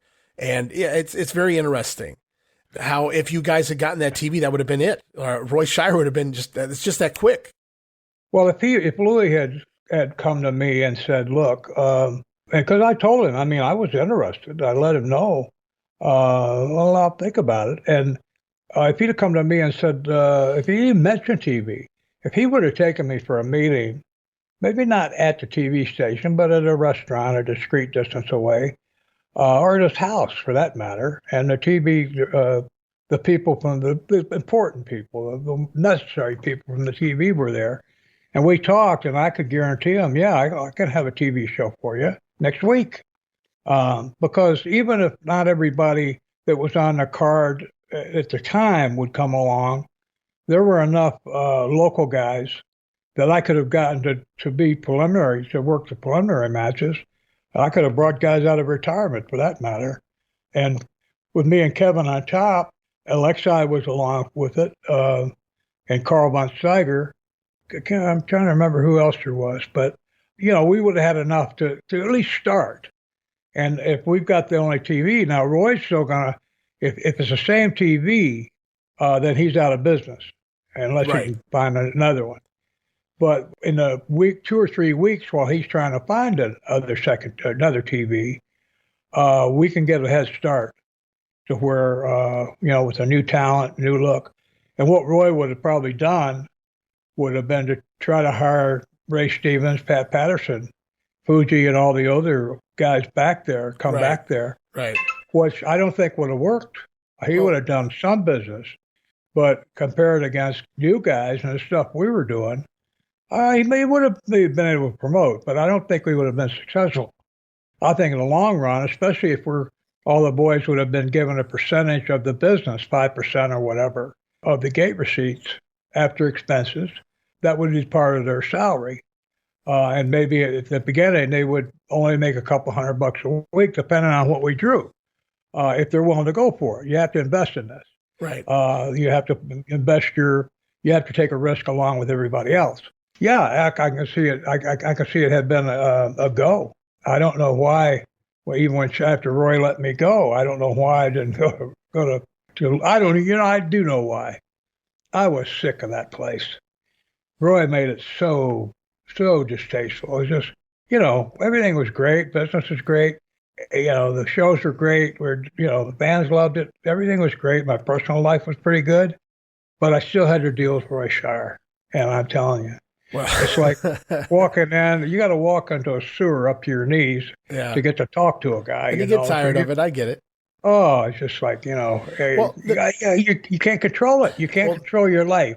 The narrative, that's out there, and I'm sure you've heard it, or at least part of it. It sounds like Bob Roop just randomly woke up one day and decided by himself, I'm going to overthrow Roy Shire, but that's simply not the fact. Just that Shire had taken over the territory from Malkowitz a couple decades prior. Now, and then run Louis Miller out of town as well, or tried to anyway. Now Louis Miller says, I'm not going to just sit here and let you take my towns from me. I'm going to, come back and try to promote myself, and I'm going to bring the best I can. The guys that are already out here, the fans already know they're established stars in the city. I'm going to try to get them to work with me. It all makes sense from Louis' point of view, and he's kind of forced into this. This isn't something that people are just sitting around. Roy Shire's a great guy, but hey, we want this money. We're going to take this from him. It wasn't like that. So I love that we've gotten that part of the narrative out of the way at this point. But I think there was also a point right around this time too, once, Louis came to you and talked to you about potentially taking over the San Francisco territory, that I think you contacted Pat Patterson about coming back into town. Yeah, I put out a feeler to Pat because I knew Pat was friends with the manager of the TV station. He was personal friends with him. So I figured if I could use Pat to get to TV, and then he could come back to work too. He'd been gone for a while. I mean, not long, but he could come back to work, and he would mean something right away. That we'd have a good shot at getting off the ground. But he wanted to buy Roy out, and he didn't like me for some reason.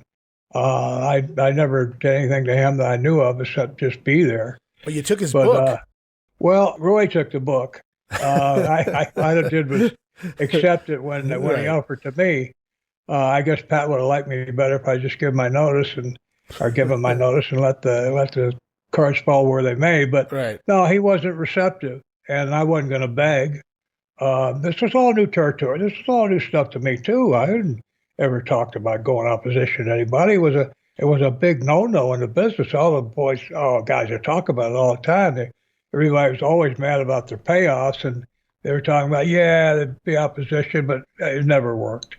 The promoters would we'll get into that when we talk about Knoxville. But, that at that time, we actually did go, and you'll find out what happened. But, it's funny that, they're not funny. It's interesting, I think, that Louis and I were there, and both of us had a plan that was not the same plan, or he had a plan, and I had a situation that would have fit his plan, and we might have been able to take that territory. Man, would that have been great. I told you what a great place it was to work. You wouldn't even have to be making, you wouldn't have to make 10 grand a week if you made a good living. You had that place to enjoy living in. San Francisco is a very, very great, interesting city. And, you got LA, you got all the places, Lake Tahoe, you got all those great places around there. But again, I don't regret anything that happened because I'm here with my boys and everything. Right. And things are good. I'm here with you, Ray. I mean, yeah. we wouldn't be here. We could tell the story though. We're gonna set the truth straight. That's what I was so much looking forward to this episode because I only knew bits and pieces of this before I actually did the research. And wow, I'm a better person for it now that I go back and see really everything that transpired leading up to this and how people were essentially forced, or maybe I guess you could just walk away. But in my mind as a business person, kind of forced into this situation rather than waking up, as I said one day, and just going, I'm going to be an asshole today and try to take over, with something that Roy had done more than once here. So we set the stage. We know Louis Miller came to you. He talked to you. You like the idea. You contact Pat Patterson, which is a great idea. You think Pat had ins maybe with the guys at the TV station, but also Pat, a great hand. It'd be great to have Pat Patterson, a very well-known name in that territory, back out there with you guys as well. But Pat says, no, I'm in the midst of trying to purchase the territory from Roy, something that never happens either. Shire not going to give up the town. But at this point, you kind of turn to some of the fellow wrestlers, Kevin Sullivan, Alexis Smirnoff, and the Von Steigers. And unfortunately, this is where things become awry. So I'll let you kind of tell that story about Kurt Von Steiger now. Well, some time went by. I don't know how long, but it didn't take too long. Roy called me into his office and told me that Carl Von Steiger had told him. Oh, was it Carl? I'm sorry. I mean, Kurt. Okay. Kurt. Okay. Sorry, Carl. That Kurt had told him that I was planning to do opposition, and I denied it, of course. But I didn't want to get any of the other guys in trouble. I knew I had to go, and I was again. What I just said, I remember I was fine with it because I was like a relief, like, oh my God. I mean, it was all that is great. Everything we talked about is great, except I was busy every day, like for most of the day and at night, and then as soon as one show was over, I had to be thinking about the next one in that town and the next one the next night. And, if we had a day off, once in a while I had the wherewithal. I might go up to Tahoe. I had a buddy, Paul DeMarco, who was hiding out in the hills up there. And I would go up and see him and take him a bag of rice and some beans or something, but most of the time it was like the business owned me. The other guys, they had all kinds of time to play and go at the beach and do all these kind of things that I didn't, I just didn't have the time to do it. So, having that responsibility, and plus I wasn't making like twice what everybody else was making. I was only making a few $100 more than from my booking efforts, which is stupid on my part. As soon as business really increased, I should have gone to Roy and, asked him to add $1,000 a week to my pay. But hindsight's always 20/20. For anybody out there, first of all, I want to ask the question, why, if somebody does a successful takeover of somebody else's business, especially when before they do that, they've improved the quality of that business, as we had done out there, why would you be mad at someone who came before us and did that? That's the American way.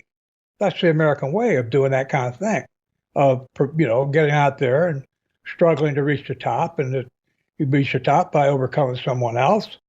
Now, the fact that Roy left himself vulnerable to do that, that's on Roy. That's not on me. Well, I didn't have a contract with Roy, personal service contract or anything. Everything was word of mouth.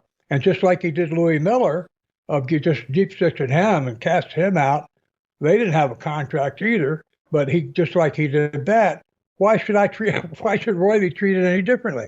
Why should he be given some special kind of consideration because he's a promoter? No, afraid that's not enough. Like I said, if you're someone like Paul Bosch, and there was only one or two of him, then you got my respect and my loyalty. You're decent to me, I'm going to be loyal to you. But if you're like Roy Shires, who's only using me for his end, he's making a lot more money out of it than I am. if he'd have been smart, he'd have given me a $500 a week raise. That's the way to get your loyalty. BS walks and money talks. So, but he didn't, and so I didn't either. All I know is that he made it so unpleasant just to work for him that he had to be in control. And there's a way to be in control of people, that even if you can't make them happy, you can control them by making them miserable. And the thing, misery loves company, is absolutely true. There's a bunch of people in life, I call them spoilers. They can't do anything positive for you, but boy, they can sure make you unhappy. And they'll go out of their way to do it. I have some very close friends. I'm lucky. I have more than on just one hand. I can count on the fingers. I'm fortunate. I'm talking about real friends, people I'll do anything for, and vice versa. Mm-hmm. But as far as acquaintances, not a lot, because I'm first one thing. I'm my age, and not that I dislike people, but especially now with the political divide in this country and everything. And I've always been fine being alone anyway. I can be alone in my own thoughts is fine too. That said, I'm glad you're out there listening to this stuff and listening to me babble. I wrote something in a Facebook post the other day. I said I wanted to thank everybody who pays any attention to my activities, because without it, I might as well just quit reaching out and walk around babbling to myself. But if it's babble, I'm glad to share it with you. I kind of got off track here a little bit, Ray. You want to get us back on, the main line? I was going to say, speaking of babbling, just having some fun, Bob. But an example, of course. Absolutely. But so we were just talking about Kurt Von Steiger blowing the whistle, going and telling Roy Shire. And what I felt was really interesting here, and it's actually in the Rock Rims book, but it's also, according to you, you've already talked about this part in the past, that when Shire found out and called you to his office and had this conversation, he wasn't ranting and raving. He wasn't yelling or screaming. He wasn't cursing at you. He simply said, I got to give you your notice, Bob. I know what's going on here. So you think he'd be a little more shocked, but he knew what business was all about. He knew what he had done. So there was no reason to really come at you hard. And the funniest part of all of this is lots of people who weren't even alive when this happened or were just simply fans, they absolutely loathe you for this whole situation, Bob. And obviously, there's somebody else out there who stirs the pot for this whole situation. We're going to get into that in later episodes. But right now, I just want to look at this just real quick. Okay. I'm just looking at this. You're the U.S. champion when this happens. If I was really concerned as a promoter, the first thing I would do is what? I would make you go drop the belt. Or at the very least, if I really didn't trust you, I would just strip you of the belt. Like, I don't even believe you're going to show up tomorrow. So none of that happens. He actually leaves the belt on you. You keep the belt over Kevin Sullivan on December 3rd. You hold the belt the whole month of December. And thanks to superfan Jeff Sharkey, who keeps a record of all of the matches he can find of Bob Roop. Thank you for sending in the results, by the way, Jeff. He's kind of a Bob Roop lookalike. I don't know if you know who I'm talking about, Bob, but oh yeah, I know. But I was just looking at some of the matches here. This is several weeks after the whistle was blown, after you were given notice that you were leaving at the beginning of January here. We're going into Christmas. Pepper Gomez, you're working him. You're doing a few jobs on the house shows, non-title matches. But on TV here, I found this interesting. December 29th, U.S. champion Bob Roop in Sacramento defeats Kevin Sullivan. So Sullivan had given his notice, and you're given your notice from Roy, and you're still picking up wins heading into the new year. Even beating, listen to this, guys, San Francisco, Cow Palace, December the 30th. You return for the first time since that last Sullivan cage match. It's U.S. champion Bob Roop beating Ray Stevens comes back into town. I don't know if you remember wrestling Ray here on the way out, but you actually go over on Stevens of all people. So if Shire really loathed you, I think this would have been the perfect time to switch the belts, or at least you do the job. Yeah, that's I don't remember it. That's mind-boggling, too. I wonder, has anybody got that match? I don't know. I'd have to look into that. That's a house show match, so they would have had to have shown a little film footage on TV for it to even be out there, because it was in the Cow Palace. I hope it exists. That would be really, really fun to find. But we fast forward the following day in TV, too. It's Dean Ho. He beats you in a non-title match on TV. And that's to set up Dean Ho taking the belt from you in the first week of January. But it's funny here. We look at this. You've been outed. Roy Shire knows what's going on. And you're still headlining events as the champion, beating Kevin Sullivan, beating Ray the Crippler Stevens, winning matches on TV. In fact, your final match on TV, January the 7th, it's Bob Roop and Les Thornton defeating the team of Ted Heath and Kevin Sullivan. So your final TV appearance, you're still getting put over. I'm sitting here reacting mentally, cognitively, as you say that. First of all, in Roy's office, if Roy called me in there and fires me, and then now all of a sudden, now you're doing the Lonnie Man, you dumb SOB and all that, what's to keep me from wiping up the floor with him? I mean, Roy was 50, whatever. I'm a young guy in my prime and Olympian, about 50 pounds bigger than him. And I can put one hand behind my back and wipe the walls with him. So, yeah, he was going to in fact, he was as nice as he'd ever been to me.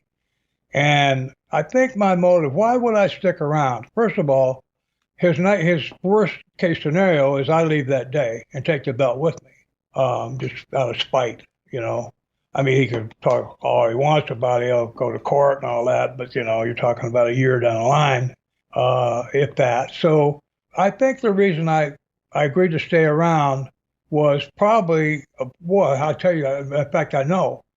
If I was going to get my money from Roy, I had to stick around and wrestle because Roy paid 2 weeks behind.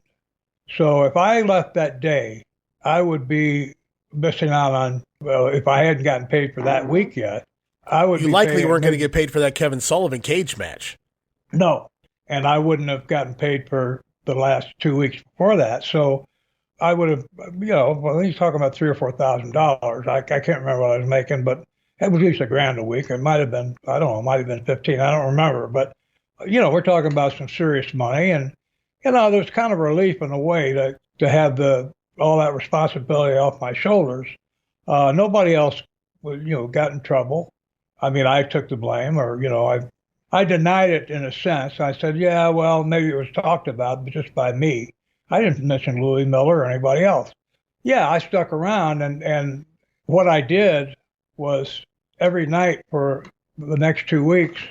I mentioned a while back about talking to Roy about working a TV show and he not getting paid for it. Another thing Roy did, and I mentioned this in a past show, was that he paid you 2 weeks behind. Then if you left, he still owed you 2 weeks. Well, if you weren't ever coming back, he wouldn't send you the money. If he didn't want you to come back, you wouldn't get paid. So he would steal, a couple grand, whatever from you. So that was in my consideration too. But at this point, it was a point of pride between me and him. He had the final ha-ha by being able to, I had to give my notice.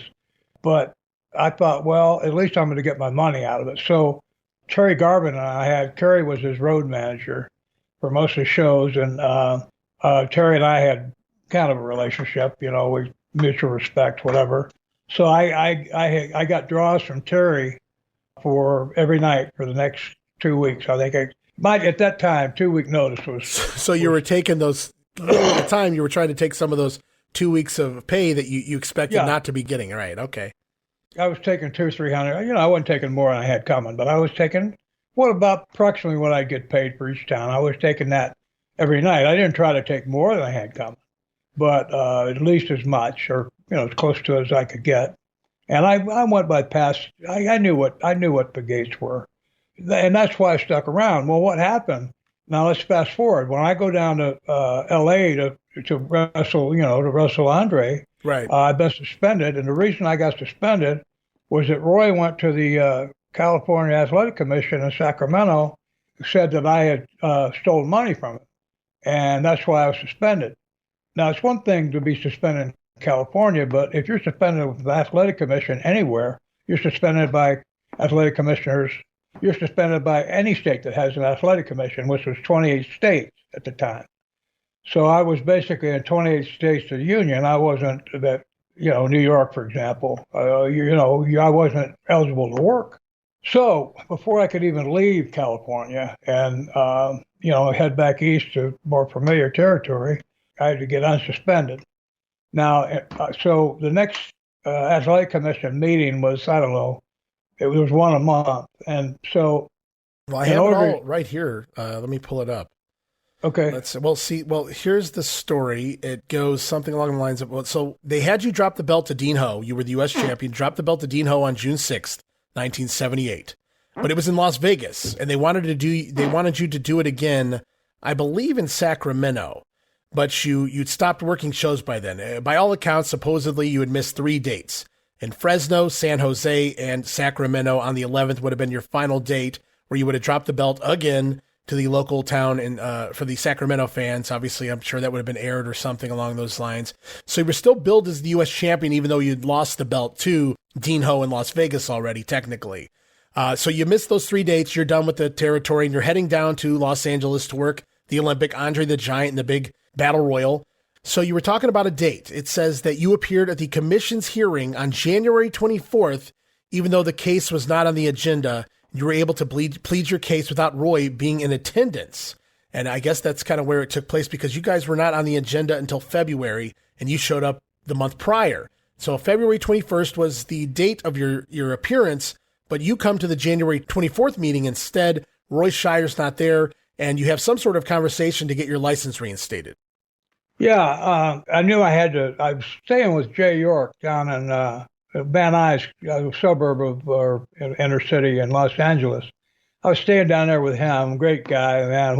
What a character. We'll get into that. But so I knew I wanted to get my license back, of course. And you got to go. I had to go before the commission. Well, you couldn't get on before the commission without being scheduled. You had to be on the agenda. And it was too late for that month to get on the agenda, which meant I was going to have to wait another month. So I just went.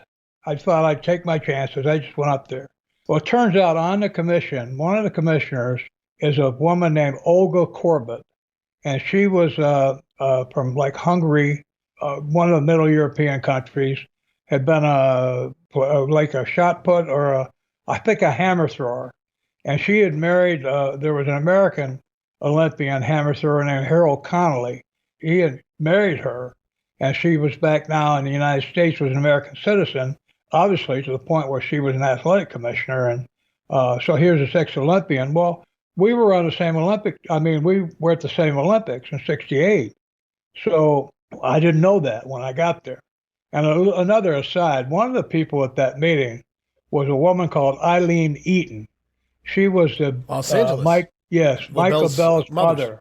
Yeah. And big cheese. She was a boy. You talk about someone, a big black widow spider. She was kind of some of the power just exuded from her. That's what I hear. And she just was, I mean, she wasn't like showy or flighty. She was quiet, but you could, the people around her just gave off this intimidation. You think about all the revenue she provided for the California Athletic Commissioner, and that's where Shires had some clout because, they got money from all the California towns. Right. So, both of them were, making a lot of money for the commission. So obviously they had some clout. Well, anyway, when they had a break, I listened to the first hour or whatever, and then they had a break. I went up, I just walked up to the front and I introduced myself to this Olga Korbut, Connolly. And I politely introduced myself, but I explained the situation. I said, I've been suspended from working without any trial or any, I didn't have a chance to say, to plead my case. And, I'm out of work. And so in order to get my license back, I'm just curious, is there any way that you could fit me into, otherwise, I'm just out of work and out in the blue for another month. Is there any way you could fit me on the docket? And she did. And all I did was stand up. Now, there was the athletic commissioner from San Francisco was there. He was present at that meeting. So when I just stood up and sold my case, I said, yes, I did take money from the gate receipts from Mr. Shire, but it's money I had coming. I took a draw, and we were allowed to do that. Otherwise, how could I have gotten the money? Anyway, I sworn I'd tell the truth and all that. So they voted, and they said, well, yeah, okay, your license is suspended or is reinstated. So I left there. I had my license back. So they granted the request just like that. Nice little situation. That's cool that somebody on the board was actually a wrestling promoter. Well, she didn't really do the promoting per se, but she certainly, she was making the money down there. In Eileen Eaton, you mean? Yes. But no, what was nice was having Olga Corbett on the Well, she athletic respected commission. you, Bob. You guys were, She in the did. Olympics. Well, yeah, So, you're talking to a fellow Olympian. How many of sure. those did she have come into her? Right. Well, Yeah. maybe a few. But yeah, that was nice. Well, oh, wait a minute. I left out something. When I gave my talk at the commission, they asked the San Francisco wrestling commissioner what he knew about it. Well, he didn't know anything about it. And if I'd been stealing money, you would have think he'd have known about it. So Right. he couldn't say anything. So with no testimony from him, they granted me my license back. So now it's the next month, and Roy comes up. He makes his case, and of course, Roy's hairstyle, he's probably called them all SOBs and whatever. But if he didn't at first, when they turned down his request for them to disqualify me, they said, no, we heard Mr. Roop's testimony, and your representative here from the commission couldn't substantiate any of the charges that were made against him. So we gave him his license back, and that's going to be our decision. Sheriff's called them all SOBs, and he said it. Well, you son of a bitches, you. Yeah, that's charming. I would have loved to have been there for that one. Oh, I would have given anything for that. That was 11 months in the San Francisco territory. We told the story from beginning to end, how you got the book, the great feuds you had with Kevin Sullivan, some of the other talent in town. Al Madril didn't last very long, but Pepper Gomez was there. We saw the recreation of the ladder angle. Alexis Smirnoff through there. We've heard about the Von Steigers, a very popular heel tag team in their time. But it's time to say goodbye to the San Francisco territory now. But looking back, man, it's amazing what you did with the territory, going from 2,000 a night to 4,000 a night to the very next show, nearly 12,000 strong at the Cow Palace for every card for the rest of your time booking there, all the way through the month of December at least. And I don't know what happens here shortly thereafter. I know Dean Ho, the U.S. champion, once again here pretty soon. I don't know what happens with the cards here. I don't know if they stay on top for a while because it was hot, or if everything drops off, tapers off pretty fast after this. But I do know, while you were there, the facts don't lie in terms of drawing money and fan interest. So you packed the house, you made Roy all kinds of money. Hopefully you took a little bit of that home with you as well. But the Roop era, one of the strongest of the entire 1970s in the big-time wrestling promotion in the Bay Area. What a trip. Everything that happened this year, from the inside the ring stories with Kevin Sullivan to the outside the ring stories with Roy Shire. I am so happy to have been here and listen to you tell this story firsthand. Well, thanks, Ray. I really appreciate you giving me the wherewithal and the avenue to tell the story. And our listener out there, thank you again for being there. I say it every time because I mean it every time. Without you, we don't need to be here. We wouldn't be here. So I hope you find it interesting. We've got a lot more to talk about. My memory isn't as bad in most cases as it was today. Well, you remember the hearing very again, well. You knew Bob, you remember the things that were important because they were the parts where you were involved, at least outside of the business. Right. The stuff with Roy Shire, the stuff with Louis Miller, and of course, the hearing stuff, which I never heard tell in such detail before. So I greatly appreciate that as well. Well, thanks, Ray. And for our listeners, what I do remember of my matches from that long ago, and again, not just my own, I watched thousands of matches as a booker. So, how much, you got like a year of continual action in your head of matches you saw, and only part of those in there belong to you. It's hard sometimes to find them. But what I can do is what I did today is I can tell you what was going on outside the ring, especially with me, and what cases where I know and my contemporaries as well. And I hope that will suffice for now. And as we move along, we're going to share as much as we can, and my memory is gonna still be there. So thank you for today. I've had a great time, Ray. Thank you. Well, I just want to recap a couple of things here with you, Bob, as we close out the show, if you got a few more minutes. We kind of covered a different narrative here. Everybody had always told the story, well, Bob Roop tried to steal San Francisco. Well, there was a lot more to it than that. First of all, Roy Shire, if you believe in stealing a town, Roy Shire stole San Francisco from Malkowitz first. So there's that. And as somebody said to me on Facebook, does that make it okay when Bob does it? I said, does that make it not okay when Roy Shire? I mean, you can't have one without the other. You know what I mean? And it wasn't you waking up one day and deciding, I want to take this town. It was Louis Miller being forced his hand. He got his territory stolen from him if you can steal a territory. And he said, I just want to keep working. I want to keep running the shows. I want to keep running, promoting professional wrestling. And he comes to you and you say, hey, that's a great idea. Let's try to get it going. And you call up the troops. You talk to Kevin Sullivan, Smirnoff, the Von Steigers, Pat Patterson. And unfortunately, it doesn't work out. Roy Shire says, we got to let you go. And you stay on board for another month as the champion, mind you guys, winning matches over the likes of Ray Stevens. So that's how mad Roy Shire was about this whole thing. But the real truth, so far off from the narrative that's it's just sad and scary that people just begin telling a story and it just gets bigger and more incredulous over time. That Bob Roop on his own woke up and decided to take a territory. Simply not the case. And we won't get into it here, Bob, because it takes place after your time in San Francisco. But it wasn't too much after Louis Miller and Bob Roop, that whole fiasco, that the M&M Promotions, that's Blackjack Mulligan and Dick Murdoch, came in and also tried to take over the territory using Terry Garvin's help. Garvin, a referee at the time by Shire, and apparently, handled some money as well, according to you. But it was right. Murdoch and Mulligan began airing their Amarillo stuff because they bought the Amarillo territory from the Funks by that point. They were airing their shows locally there in San Francisco, hoping to take the town. But nobody wants to talk about that. Well, I have a hard time fathoming. I mean, I guess if you're a loyal wrestling fan, you feel like Roy Shire's, he earned some kind of medal of honor or something for giving you wrestling. Well, that's fine. But, again, it'd be one thing if someone would try to, take over a professional football team or something like that by force, because you can't legally. And by the same token, it's not illegal if you do it in pro wrestling, because you're stealing something that has already been stolen, except for this fact. It doesn't belong to anybody. It only belongs to the person who can hold it. So you're not stealing anything. It's there for the taking.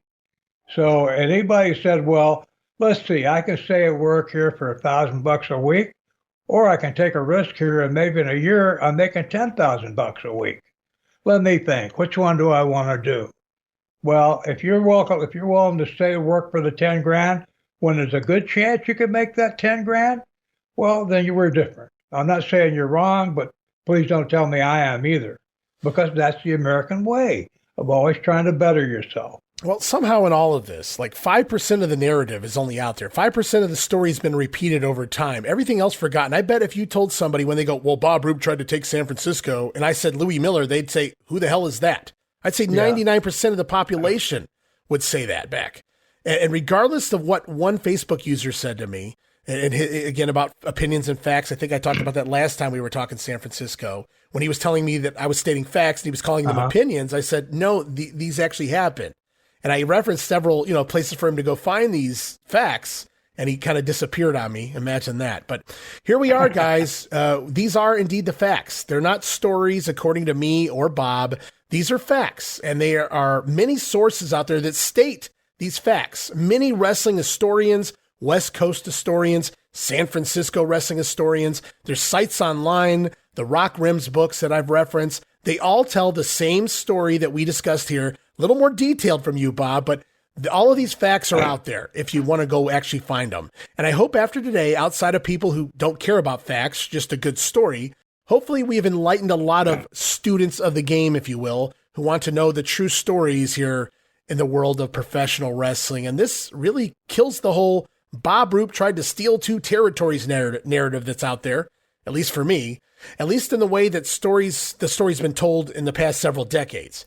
And as you said, I don't know that you can steal a territory, and I can't wait until we dissect the Knoxville piece in the coming weeks as well, because you've been given a ton of ammunition to discuss a situation you were simply going to let go, move on from. Before we began the entire podcast here, you said, we'll touch on it and I want to be done. And you kind of did that in the first episode. But, some people just don't know when to shut up. And basically, just much like Louis Miller got forced his hand, you've been forced your hand based on some exaggerated claims and hearsay and supposed assumptions made on another podcast. But that's another story for another time. Let me ask something, coming very Ray. soon. Yeah, absolutely. Let me ask something, Ray. Perhaps the Bob Roop stole the territory, and he should be, he should be held. Perhaps that's a result of. I don't know how San Francisco did after I left. If within a year it went in the toilet, they very well could blame me. And they say, well, that wouldn't have happened if Bob Roop hadn't tried to steal the territory. No. If I hadn't been there to take the book, and Shire kept running it the way he was running, it would have gone in the toilet before then. Or it wouldn't have gotten any better because he didn't know how to do it any differently. And he wasn't going to trust anybody else. He was foolish to trust me. But he did. And I made him a lot of money. If you feel sorry for Roy Shire, I made him a lot more money than he made me. Let's put it that way.